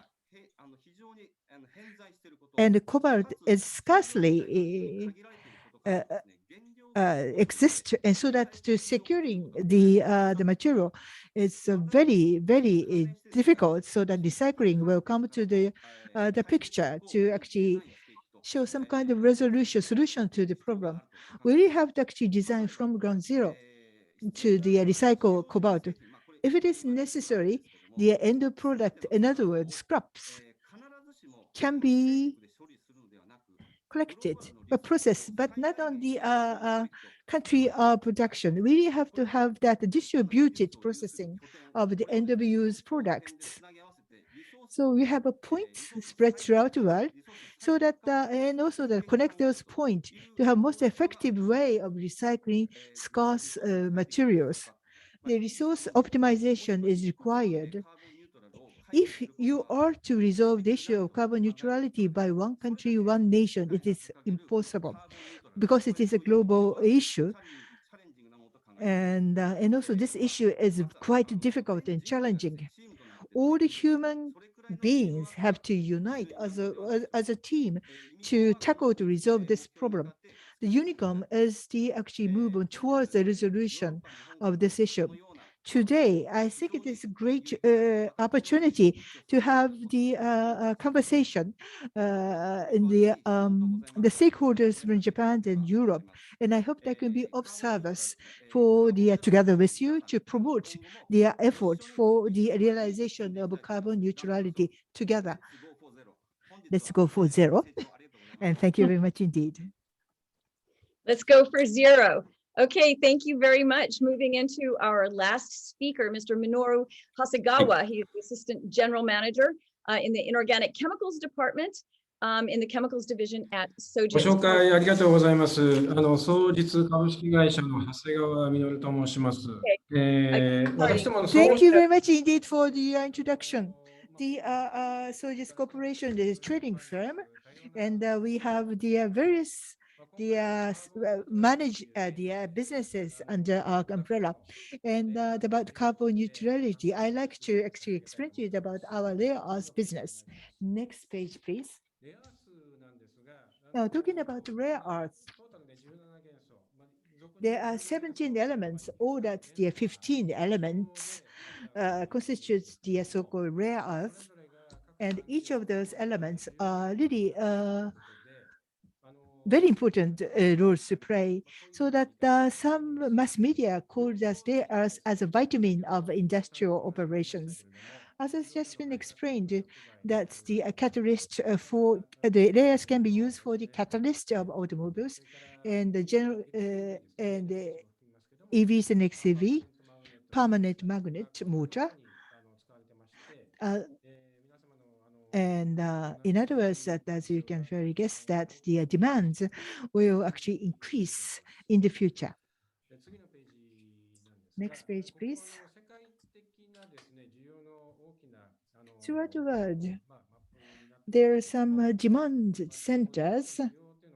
The demands for the rare earths centering around Japan, China, and Europe. One big characteristic is that with a total of the 155,000 tons of their demands, and China and Japan actually use those rare earths for the magnet, permanent magnet.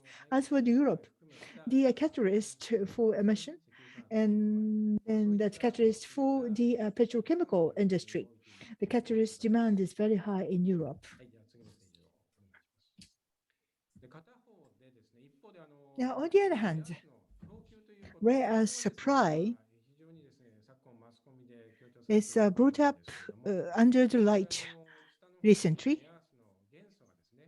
There are the elements of rare earth from the left to right. The left is light elements, and the right towards the right-hand side, you can see the heavier rare material, be that wind turbines and other application. The majority of those rare earths used for that, the applications are the heavy rare earths. And as you can see from this graph, the blue portion, the supply from China, like a TB and DY, the terbium and dysprosium, 100% supply from China. So that very dispersed and distribution of rare earths to restrict certain supply. We have the diversification of supply source of the rare earths, and it is one of our priority mission at Sojitz. And in 2010, together with China, Japan has some territorial issue. And so as nation-to-nation relationship with China, we put the changes, and we realize it is important to have independency of the supply of the raw material, especially that's the rare earths. This is the reason that we actually invested on the Australian company called Lynas Rare Earth. Lynas is a number 2 largest producers with a 22,000 metric ton of the rare earth capacity. The Perth and its vicinity of Australia is the exploration area of the rare earth. And then Sojitsu company serve as a kind of distributor to the supply and deliver the rare earths to the customer, mainly in Japan. The rare earth business, prior to the investment to Linus, we've been involved to the rare earth business for the past 50 years or so. We had the long-standing relationship with a Chinese company manufacturer. So together with the Chinese manufacturer, we need to have other partners to diversify our business. And so this is why we pick up Linus as the investment partner to place investment. And they serve as a very important element for the progression of decarbonization in society and the manufacturing, so that we have to actually secure the stable supply of the rare earths. With this as our mission, we need to deploy the supply sources of the rare earths China, not only to China, but to the Australia and other parts of the world. Thank you very much indeed for your attention. That concludes my presentation. Thank you very much. Before we move into the question and answer segment, let's look at what our audience thinks. What share of the total weight of a wind turbine do you think can be recycled? 0 to 25%, 25 to 50%, 50 to 75%, or 75 to 100%? What is the right answer? Do my panelists know? Okay, so my experts on hand here are telling me that the actual share of recyclability is 85% according to Wind Europe. Pretty impressive and very important. And the audience was pessimistic about that. So good to hear that things are better than our expectations, since it's so often the opposite. So now we are going to bring back all our speakers for about 20 minutes of questions. And I've got one speaker here has one audience member here has a quite interesting question that could be answered by anyone here when we're talking about the entire life cycle of products here. So the guest says, while the Japanese government emphasizes the need to shift toward electric vehicles, the Toyota president says that promoting electric vehicles is not environmentally friendly with Japan's current energy market, because electricity is still produced mainly from fossil sources, of course, then canceling out much of the benefit. So for those in the car industry, how can you tackle this issue when you're dependent on a sector that is not within your control? And also from our other speakers, if you have some ideas, this is really important. It must be very frustrating. Who would like to take that first? I can take a stab at it from the European perspective. Yeah. So I think in Europe, the EU Commission actually regulated the targets for the car industry, and they did it in a way so that the industry actually has an incentive to do whatever is in their might to decarbonize their own industry. So I think as the industry mainly relies on the fact that the same happens in the energy ecosystem, and that regulation is also put forward and set forward in a way that the renewables are actually coming online fast enough. And I think this is especially necessary if you are on different timelines. Yeah? So EV is already there, but hydrogen might take a few years, at least globally. Yeah, and Japan might have a different perspective here, because it also has a lot to do with context and with trade and starting position and so on. And I think that must be considered. Where do you want to steer? And if you want to steer, then you have to actually push both sectors ahead. Yeah? Otherwise, it will not work. Okay, and speakers from the car industry? How does this affect you if you're promoting a product over which you can't really control the entire life cycle of it? Mr. Franz? Well, I think up to a certain point, I think up to a certain point we can control the life cycle, because we have also recycling processes in place, and we are starting these, especially also for battery electric vehicles, for hybrid vehicles, and also for the hydrogen cars. So I think there is plans and also strategies in place. Of course, with increasing number, they have to re-evaluate it and re-tackle, but I think the plan is there. And I think there was also a second question, or a second part of the question, you mentioned, because there was a question whether we have changed our strategy since the last 6 months. We are Toyota, and we didn't, because I think what I've tried to show in my slide number 3, I think it was, we still believe in a technological neutral approach. So we think that for small distances, battery electric vehicles are perfect. For medium distances, up to a certain point, hybrid and plug-in hybrid, and for heavy transport and long distances, hydrogen. So we are not focusing only on one kind of drivetrain. Mr. Rothart, do you have anything to add from BMW? Basically, it's the same for us. I mean, of course, it's true if we only have carbon-made, fossil carbon-made electricity, then neither hydrogen, which should be green and then made from electricity, nor battery electric vehicles will bring you anywhere. But it's an approach where you cannot do anything as a local player, and look at it the other way around.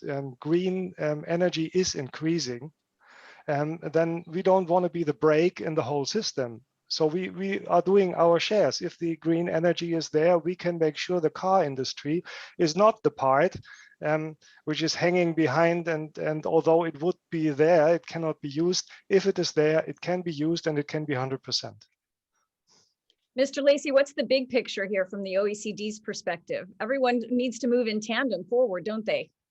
Yes, but also you have to take into consideration that electric cars are not emitting a pollution that is very harmful for human health. So there are many pollutants that are coming from cars that are also climate forcers, like ozone precursors or black carbon. So we need to avoid fossil fuel engines, especially these kind of cars that are heavy duty cars and are affecting globally the planet, also with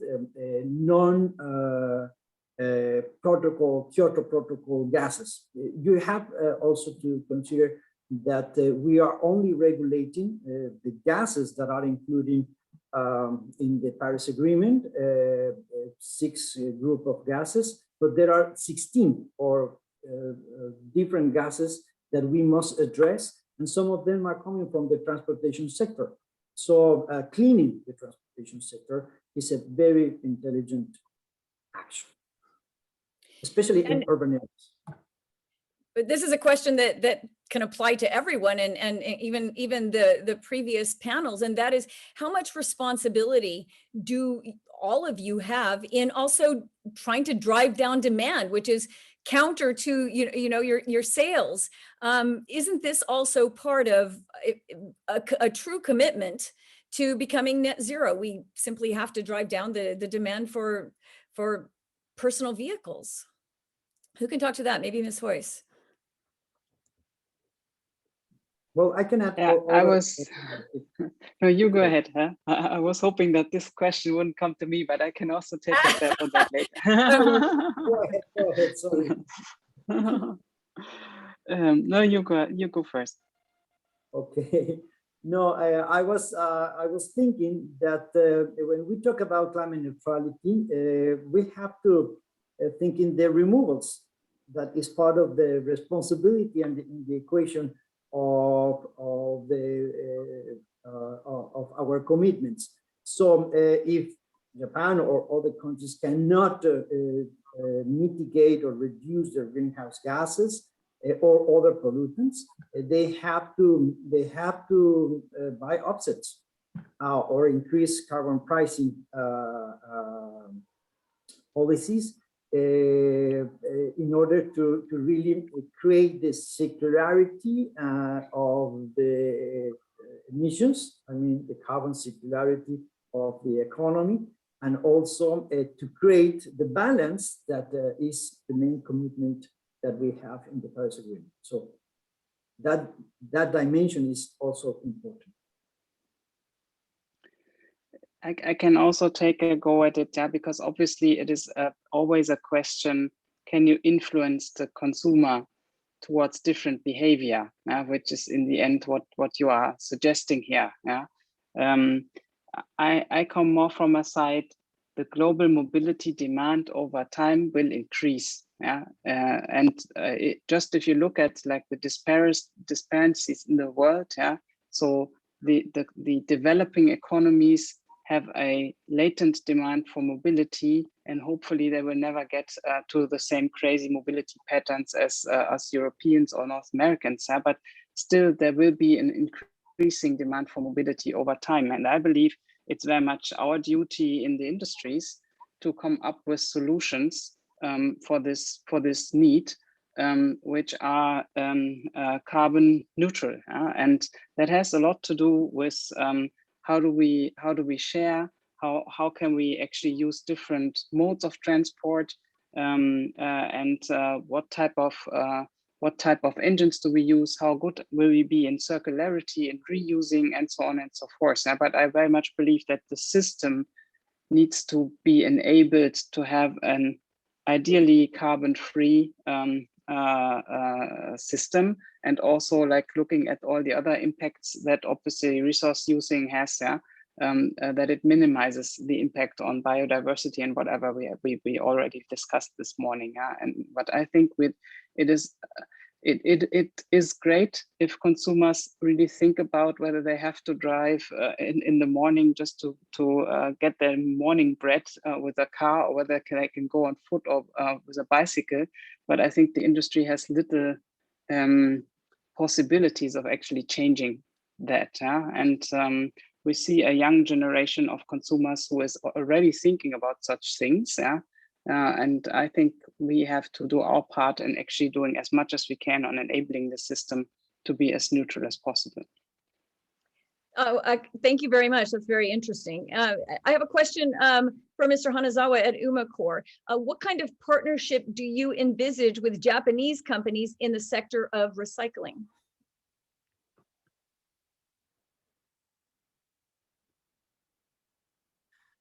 Thank you very much. Umicore is a very open corporation company. Like I said in my presentation, the border, we have no restriction in borders. Anybody who has a good technology, we actually utilize the technology to optimize the result, like the demands, supply of energies, and also that the application of technology. If we are able to find a partner to do that kind of collaborative work with us, that would be nice. And we actually seek for the carbon neutrality, and that's for sure, so that we share the same philosophy. And those companies who actually find it very important to have this the value, so that we are like to share the value. So that could be our ideal partner with the same value and philosophy. I have now a question for Mr. Hasegawa. One of our audience members is praising your presentation and asking, as Sojitz is highly involved in the distribution of rare earth minerals, is the government supporting Japanese stakeholders to reduce Japan's dependence on China's dominance in this market, as you spoke so much about? If so, what kind of support is being provided?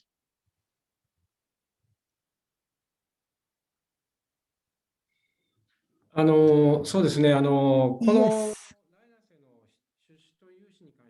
Well, that's the investment to Linus. We did it together with the Japanese government. And as for the part of critical mineral, there's a preservation by Japanese government, stockpiling of the rare materials by the Japanese government.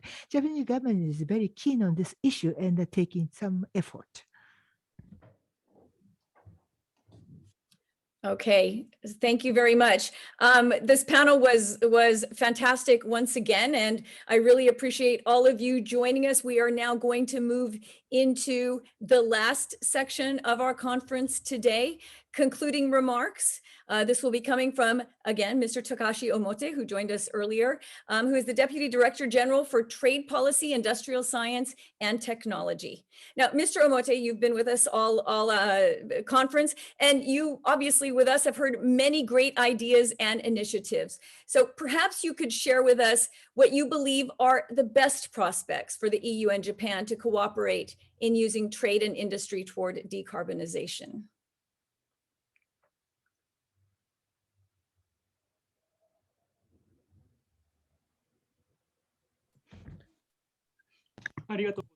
Thank you. Right, it's been a great 2.5 hours, and frankly speaking, maybe we could have spent 2 days to discuss all this. I took lots of notes. I have received lots of ideas. It has been wonderful looking at the panelists who are very active. And also, as I looked at the questions, many of the questions were quite provocative, stimulating. This has been a great opportunity. From 2013 to 2017, I was a contact point at the delegation of at the EU, well, in Brussels. I was responsible for negotiations, and I knew that between Japan and the US, well, about 30 years ago, 30 years ago, the regulations in Japan for Europeans in terms of business were impediments, obstacles, it appears. And I might, well, but I am a new generation person, and if there is any problem with regulations, they should be corrected. I am open to listening to what people want to say, but this was not communicated well to Europeans.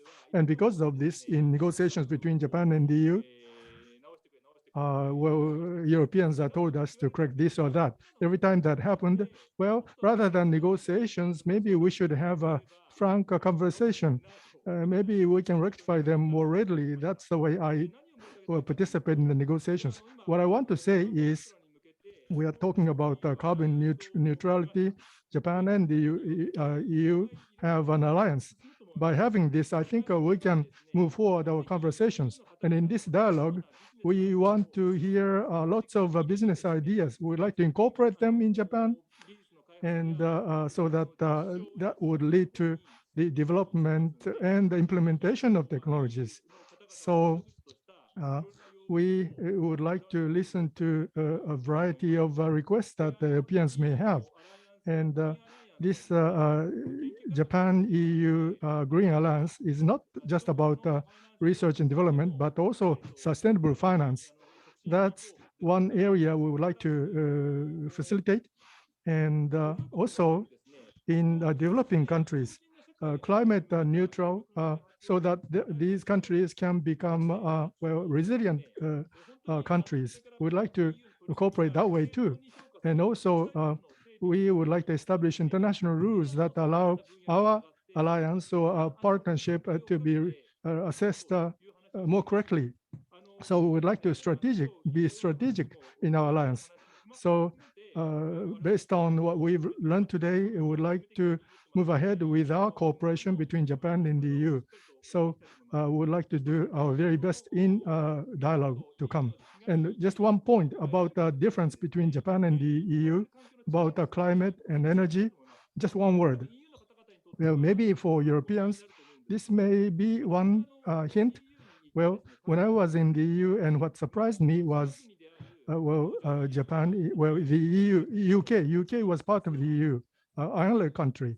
Even the UK is connected with respect to the grid with the continent, which is completely different from the case in Japan. Japan is not at all connected with any other country in terms of grid. So with respect to blackout risk, it's completely different between Japan and the EU. So that's why we must be more sensitive about security. That's point one. And number two, David Kahn is from Bloomberg, and this is a survey made by Bloomberg. In Southeast Asia, unfortunately, in terms of sustainable energy, it's not the cheapest energy source. Also in Japan, sustainable energy is not the cheapest. Well, solar panel you do a lot of, we did a lot of research and development, and also for solar panels, we have lots of, well, we have manufacturers, and also for geo, well, energy, maybe 2 or 3 among the world's 5 greatest, maybe they're Japanese. And we have lots of technology, but for us to, well, develop the technology or implement technology further, we have lots of restrictions, like we have lots of mountains, we have high population density, we have typhoons, we have tsunami, the fishing rights are very strong. We have a variety of issues. And also regarding the offshore wind, the coastline is very difficult, not unlike the EU. So because of various factors, we are not number 1. We don't have the cheapest sustainable energy. For Europeans, maybe this is difficult to understand, but that is a fact. And so based on the fact, well, maybe we can see business opportunities. So we'd like to get together with the Japanese companies and move ahead in these efforts. Thank you very much indeed for this opportunity today. Thank you very much, Mr. Omote. And certainly that's what the Green Alliance is intending to do, isn't it? The future is wide open for that cooperation. And wrapping us up today is going to be Joaquim Núñez de Almeida. He is with DG GROW, the Directorate General GROW, and he is the Director for Mobility and Energy Intensive Industries. So, sir, as we saw today, decarbonization is a challenge for everyone, for industry, for governments, but it is also a huge opportunity. The European Union clearly sees this. We talk about the Green Deal all the time here in Brussels. So how do we move ahead in this partnership with Japan? What new perspectives do you see to send us off today with optimism and hope for the future that we will get to a net zero society? Excellent, and thank you very much for having invited for me to giving me the honor to close this this session. So, from our point of view, the race for zero emission is not a race between countries or regions. It's a collective world race against the clock. Our industries and businesses, supported by transition policies, have to develop and are already developing the tools we need to decarbonize the economy in all sectors: transport, energy, construction, agriculture, retail. And we have seen excellent examples of this today. The transformation of our societies towards a sustainable model, in particular, the transformation of our industries, is a challenge. But it is also an opportunity for employment, an opportunity for growth, and an opportunity to build a more resilient economy, and an opportunity for our regions to revitalize themselves with new industrial clusters and SMEs. It's also an opportunity for innovation. We see it all over the place with game-changing startups. Both Europe and Japan can benefit from this necessary transformation and establish together an industrial leadership on the green transition. Both the EU and Japan share this vision. On 25 December last, Japan adopted its Green Growth Action Plan. And on July 14 next, 2021, we will present what we call the Fit for 55 legislative package. 55 meaning the reduction of 55% of the CO2 emissions compared to 1990. Trade and business cooperation allow the industrial solutions for decarbonization developed in Europe to reach Japan and vice versa. The industries of both sides can contribute to an accelerated transition to zero carbon in Japan and in Europe. And our businesses can also work together in other countries. A particularly important and promising trend of EU-Japan business cooperation in other markets, with untapped opportunities for the green transition in terms of technology, entrepreneurship, innovation finance, market development, legal and regulatory framework in the third countries. The EU and Japan businesses working together on the global scene can bring a positive impact on all these fronts. Creating demand and global markets for clean, climate neutral, energy efficient, and circular products is key for successful decarbonization of industry. The EU and Japan can engage together in the development of global markets and standards for low carbon products. The EU-Japan Green Alliance, signed on May 27 by President von der Leyen and Prime Minister Suga, enshrines the shared will of Europe and Japan to strengthen and accelerate their joint efforts for climate and environment. Our industries, as illustrated today with examples from the renewable energy, hydrogen, mobility, and raw material sectors, have a key role to play together. Finally, I'd like to thank the EU-Japan Center for Industrial Cooperation, a joint venture of METI and DG GROW, for organizing this series of events that have attracted a lot of interest from both sides, and for concretely facilitating EU-Japan industrial cooperation for decarbonization, notably via business matchmaking, facilitating contacts between industrial clusters and regions, and working in close coordination with the Trade Promotion Organization of the EU member states. Our 34-year-old EU-Japan Center is more than ever useful for strengthening our cooperation. Thank you very much for your attention.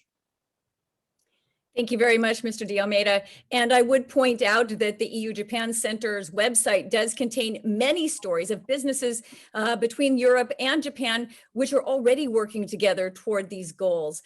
They've got a lot of detail about things that are already working and models for the future. So I think that's where we all should be looking. I would just very much like to also thank the Center for inviting me to be part of this very important event. It's something I'm very interested in and covering every day here in Brussels. And our speakers were absolutely fabulous, and I learned so much. And when you have someone in the commission saying they took notes, and Mr. Omote saying he's taking away a lot of ideas, we know we've had a successful event. So thank you very much to the EU-Japan Center and also the European Union's partnership instrument who supported this event. And it is, as Mr. De Almeida mentioned, part of a series. So stay tuned. Remember to go back to the event page for recordings of these events as well as the presentations that we saw here today. I think we all have a lot of work to do, but everyone was very optimistic about the future. Let's get to zero. That's a good takeaway from today. So thank you very much to all of you who joined us today from the online community and those of you who were here today as speakers, and of course to the center. Thank you. Thank you.